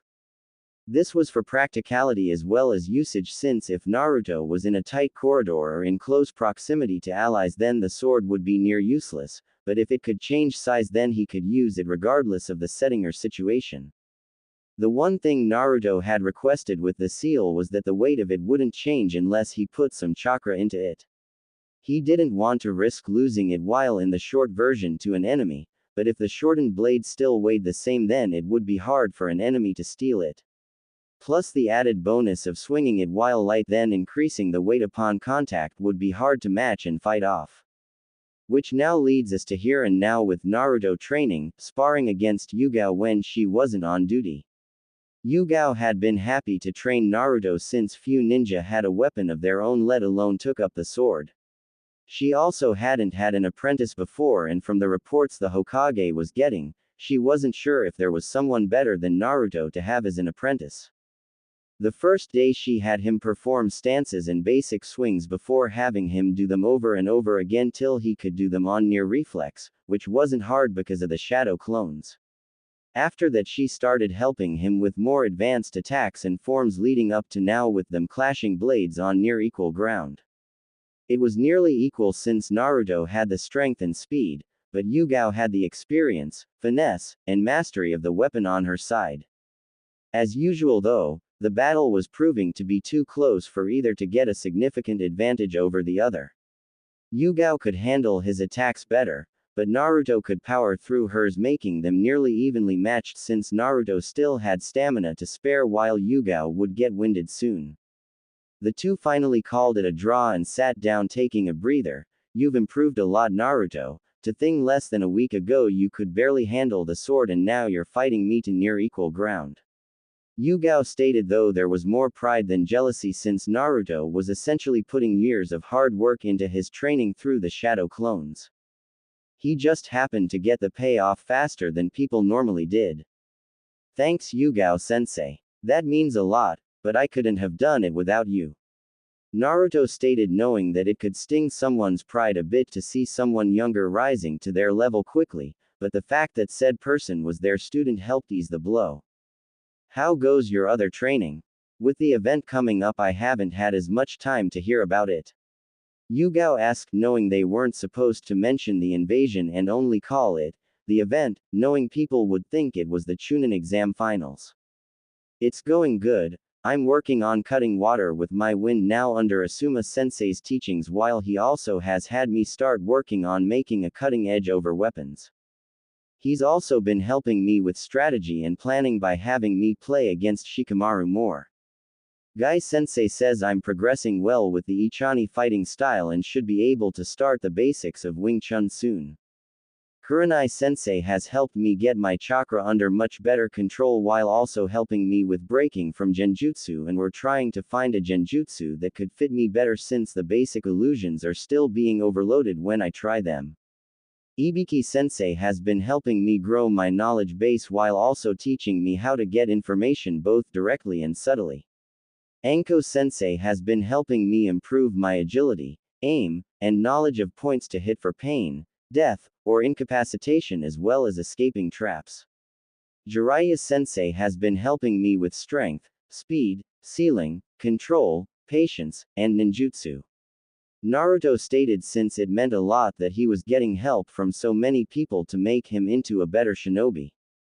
Yugao smiled. Well, you'll be making quite the impression during the finals then, won't you? She asked, and he grinned and nodded before they started working again. 1 week later. 21st day of training.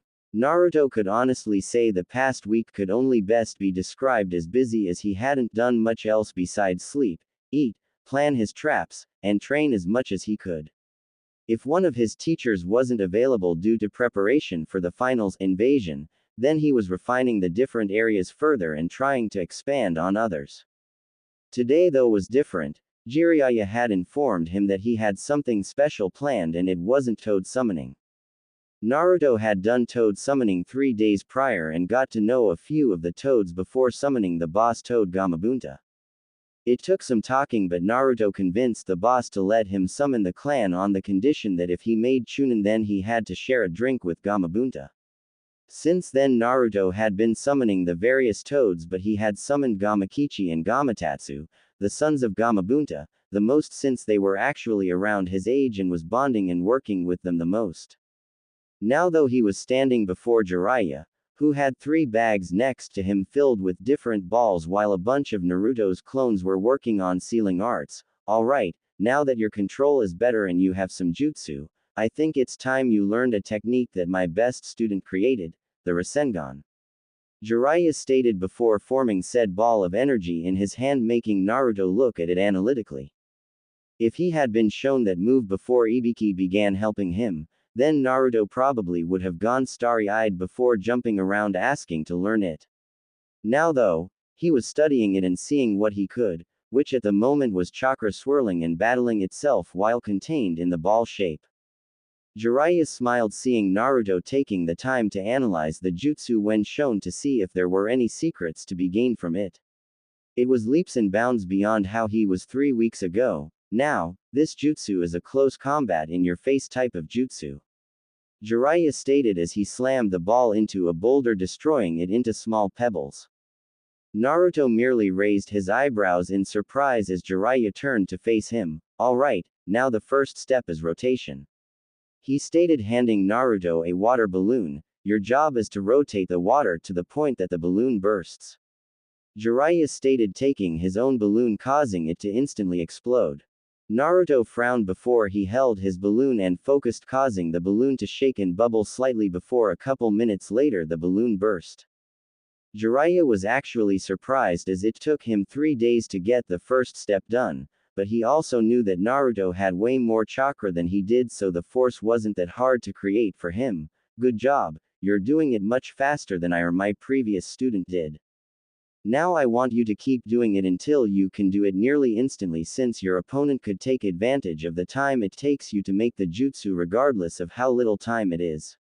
So the shorter time the better, since it will give your opponent less time to react. Jiraiya stated, making Naruto nod before he sat down and took the bag of water balloons and got to work. An hour later had Naruto bursting the balloon at 1 second of activating the chakra, which Jiraiya told him was the best they could hope for since it was actually faster than that. The reason being is that it took Naruto a 1/4 second to think to do it, 1/4 to actually do it, 1/4 for Jiraiya to perceive him doing it, and finally 1/4 for Jiraiya to react to it.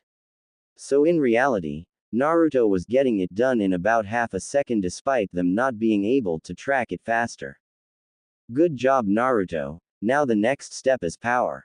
Jiraiya stated as he took a rubber ball and caused it to burst loudly. This rubber is stronger than the balloons and there's no water to churn and help burst it. Jiraiya stated, handing one to Naruto, who quickly made it pop on one side. I figured this would be a bit easier for you than it was for me, but that's only because you have so much chakra and you're getting the control over it. However, you still have to keep working on it till the whole ball bursts, not just gains a hole. Jiraiya stated, making Naruto nod before he took another and started again. This time he took longer, letting the chakra build up before releasing the control, making the ball burst into pieces. Better, but you can't take the time to build up the power, so keep going. Jiraiya stated as he went to check on the clones' work. Naruto could have used his clones to do this much faster, but when it came to jutsu, he wanted to be able to perform it first before using clones to refine it better. While it may seem naive or silly, Naruto wanted to get control of the jutsu himself rather than let the clones do it. He enjoyed learning and mastering the intricacies of jutsu and using them, and the clones would shorten that. Thus, it took another 4 hours to finally get the ball to explode quickly, and Jiraiya gave Naruto the third step, one of the balloons from step 1, but this time full of air. Step 1 was rotation, step 2 was power, and now step 3 is control. You'll be creating the spiraling and power in the balloon, but you must do it without the balloon bursting, since it means you'll have the sphere going and contained in your hand. This was the hardest step for both me and my student. The way you're progressing should indicate that you'll have it at least close to ready by the end of the day. You'll know you've succeeded when the balloon is shredded while the ball of chakra is still in your hand. Jiraiya stated confidently, making Naruto smile since he enjoyed having a teacher that was confident in his skills and immediately got to work. Just a bit of warning, if the balloon pops, the chakra contained within will be freed and cause a bit of a violent reaction. Jiraiya stated, making Naruto nod as he decided to take it slow. He did it with the others and got the basic concept down before working on decreasing the time it took him to do it.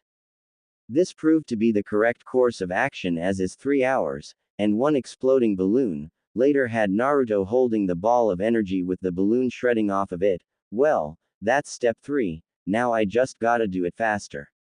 Naruto mumbled to himself as he took another balloon and began the process again, intent to have the jutsu mastered before the day was done. 10 days later. Final day of training before the finals. Naruto sat in a small courtyard meditating in perfect stillness as 2 of the toads and Jiraiya had instructed. Said 2 toads were Shima and Fukasaku, and they wanted him to learn this as it would help with training he would undergo later on when he was stronger. At the time he was slightly annoyed since his Uzumaki instincts despised sitting still for too long, but he was able to slowly get the time built up to where he could go hours without even twitching a muscle, which had the added bonus of building his patience.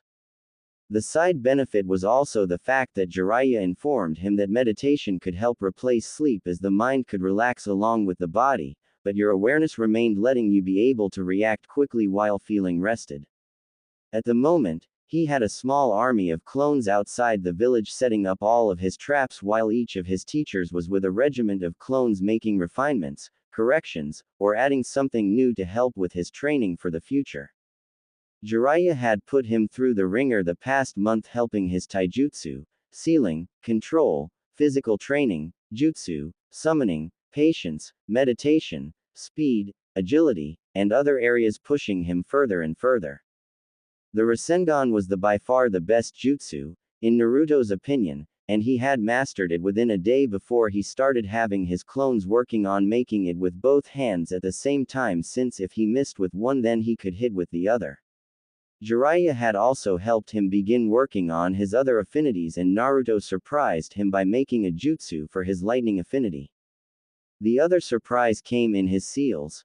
Not only was he wearing over 500 pounds on each limb and his waist, but he also had the gravity set to 10 times normal. Even with that, he could still move at high Jonin speed when relaxed and Anbu speed when he actually put effort into moving as fast as he could. The toads had helped with control, water release, patience, swordsmanship, staff combat, collaboration jutsu, and taijutsu in the form of the frog kata. However, the latter he was informed couldn't be used to its fullest until later on when he had the training that would be used with meditation and the control he needed. Regardless, even without the training, the frog kata was still dangerous to be hit with. Especially when Naruto worked it into his current styles of combat, making him much more lethal in hand-to-hand combat. Kurenai had helped him with control, some mid to high level genjutsu that he could fully control, noticing signs of seduction, and even making a genjutsu, though he had yet to show her the finished product. He had in turn helped her improve her taijutsu both to help her and as thanks for everything she had done. Kurenai had thanked him and given him a kiss on the cheek as well. Anko had helped with his accuracy as well as learning to throw Senbon with deadly or incapacitating accuracy. She also covered points to cause pain, death, and incapacitation while helping with his agility, flexibility, and taijutsu. She also showed her own brand of torture techniques and traps, which Naruto took note of to add to his already impressive repertoire of trap makings. With Asuma, he had gotten his wind affinity under control and had made progress to fully mastering it. Naruto had mastered the trenching knives and Asuma had even surprised him by giving him a unique set that were a little wider and had spikes along the hand guard. Thus they were as much a punching weapon as they were a stabbing and slashing weapon. They were even more versatile as they had a small knife point on top of them as a way to block and stab. Naruto and Shikamaru also benefited from playing each other as they both grew as strategists as well as planning and adapting. Ibiki had made him into an excellent psychoanalyst as well as interrogator that was second only to Ibiki in the ways of torturing the prisoner without physical contact. Ibiki had helped him block out annoyances, taunts, emotions, and anything else that could get in the way during battle and how to deal with the aftermath once it was done. He had also helped heal some of the psychological wounds Naruto had suffered at the hands of the village, since one could only be treated as a nuisance, less than human, something that shouldn't be in the village, or as a threat while being glared at constantly without having some form of wounds to you both psychologically and emotionally. It had actually made Ibiki want to drag half the village in and see how they liked psychological trauma being done to them and not being able to do anything about it. Anyway, Ibiki had also helped him with his method of taking pain and blocking it out, which was actually helping him with some of his taijutsu training since Guy found another taijutsu that would fit him. Speaking of which, Guy had been happy and excited to train Naruto so extensively since outside of Lee, he hadn't really trained anyone in taijutsu. Naruto had mastered the Ichani style and had gained the experience to use it through his clones fighting him, more clones, and Guy. Another style that Guy had stated he'd help Naruto with in addition to the strong fist was the iron body style, which was designed for taking hits and lasting through them regardless of how damaging they'd be on others or even resisting damage altogether. It also focused on powerful strikes that could drop an opponent with one hit. In addition to that, through the Ichani style, he had learned parts of the Wing Chun and had used scrolls provided by Guy to fill in the gaps and was even learning weapons for the two styles. His Ichani training came with staff combat, which helped him with the toads since he learned to use a Sasumata staff from them. He preferred the small pitchfork, trident head than the hammerhead or the wide fork style that was used for pinning pushing. It also had the benefit of being made from a kanabo, so even if he couldn't hit with the head, the shaft would hurt like hell if not kill. It even had a holder ring at the end to allow for increased range and swinging power. Wing Chun also had bow staff combat, but the harder weapon were the butterfly swords. The swords weren't much bigger than the trenching knives, but the thing about them was they could be sheathed together, making it look like one knife blade. The problem with butterfly swords was that they required complete awareness of your body and the blades at all times, and then incredible speed to move and attack while still using the Wing Chun principles with the blades. He had begun to get speed with them, but they weren't comfortable.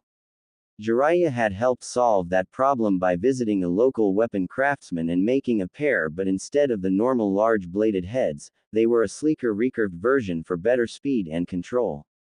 Since the change, Naruto had gotten better with them and was fighting even more efficiently and progressing better.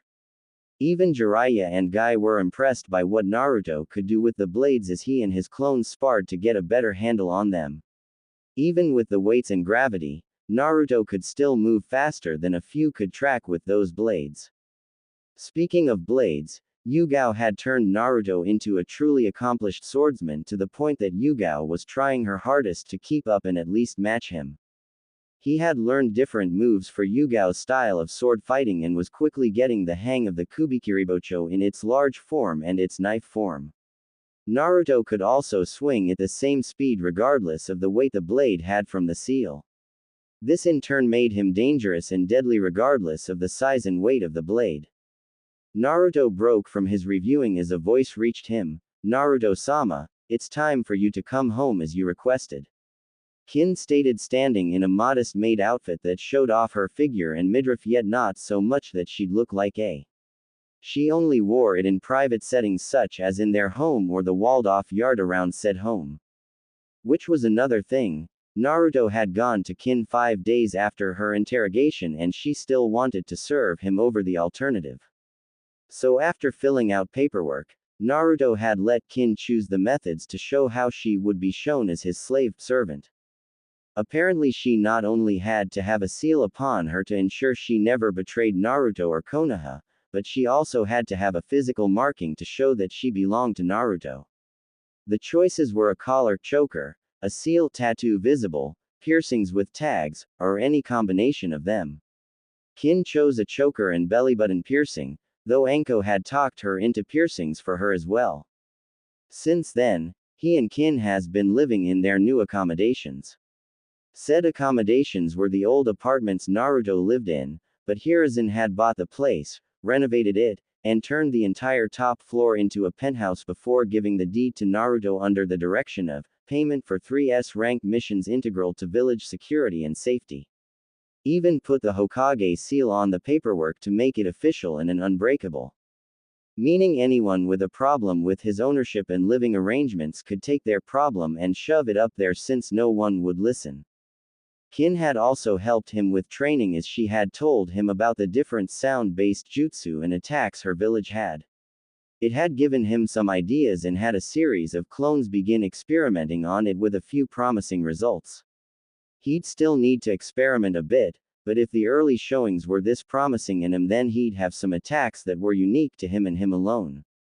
Shaking those thoughts away, Naruto stood and smiled at his roommate, servant, since Kin refused not to stay in the penthouse with him. "Thank you, Kin, let's head home. We've got a big day tomorrow," Naruto stated, making her smile and nod as the two walked back to the complex. Tomorrow, Naruto had a tournament and a war to win.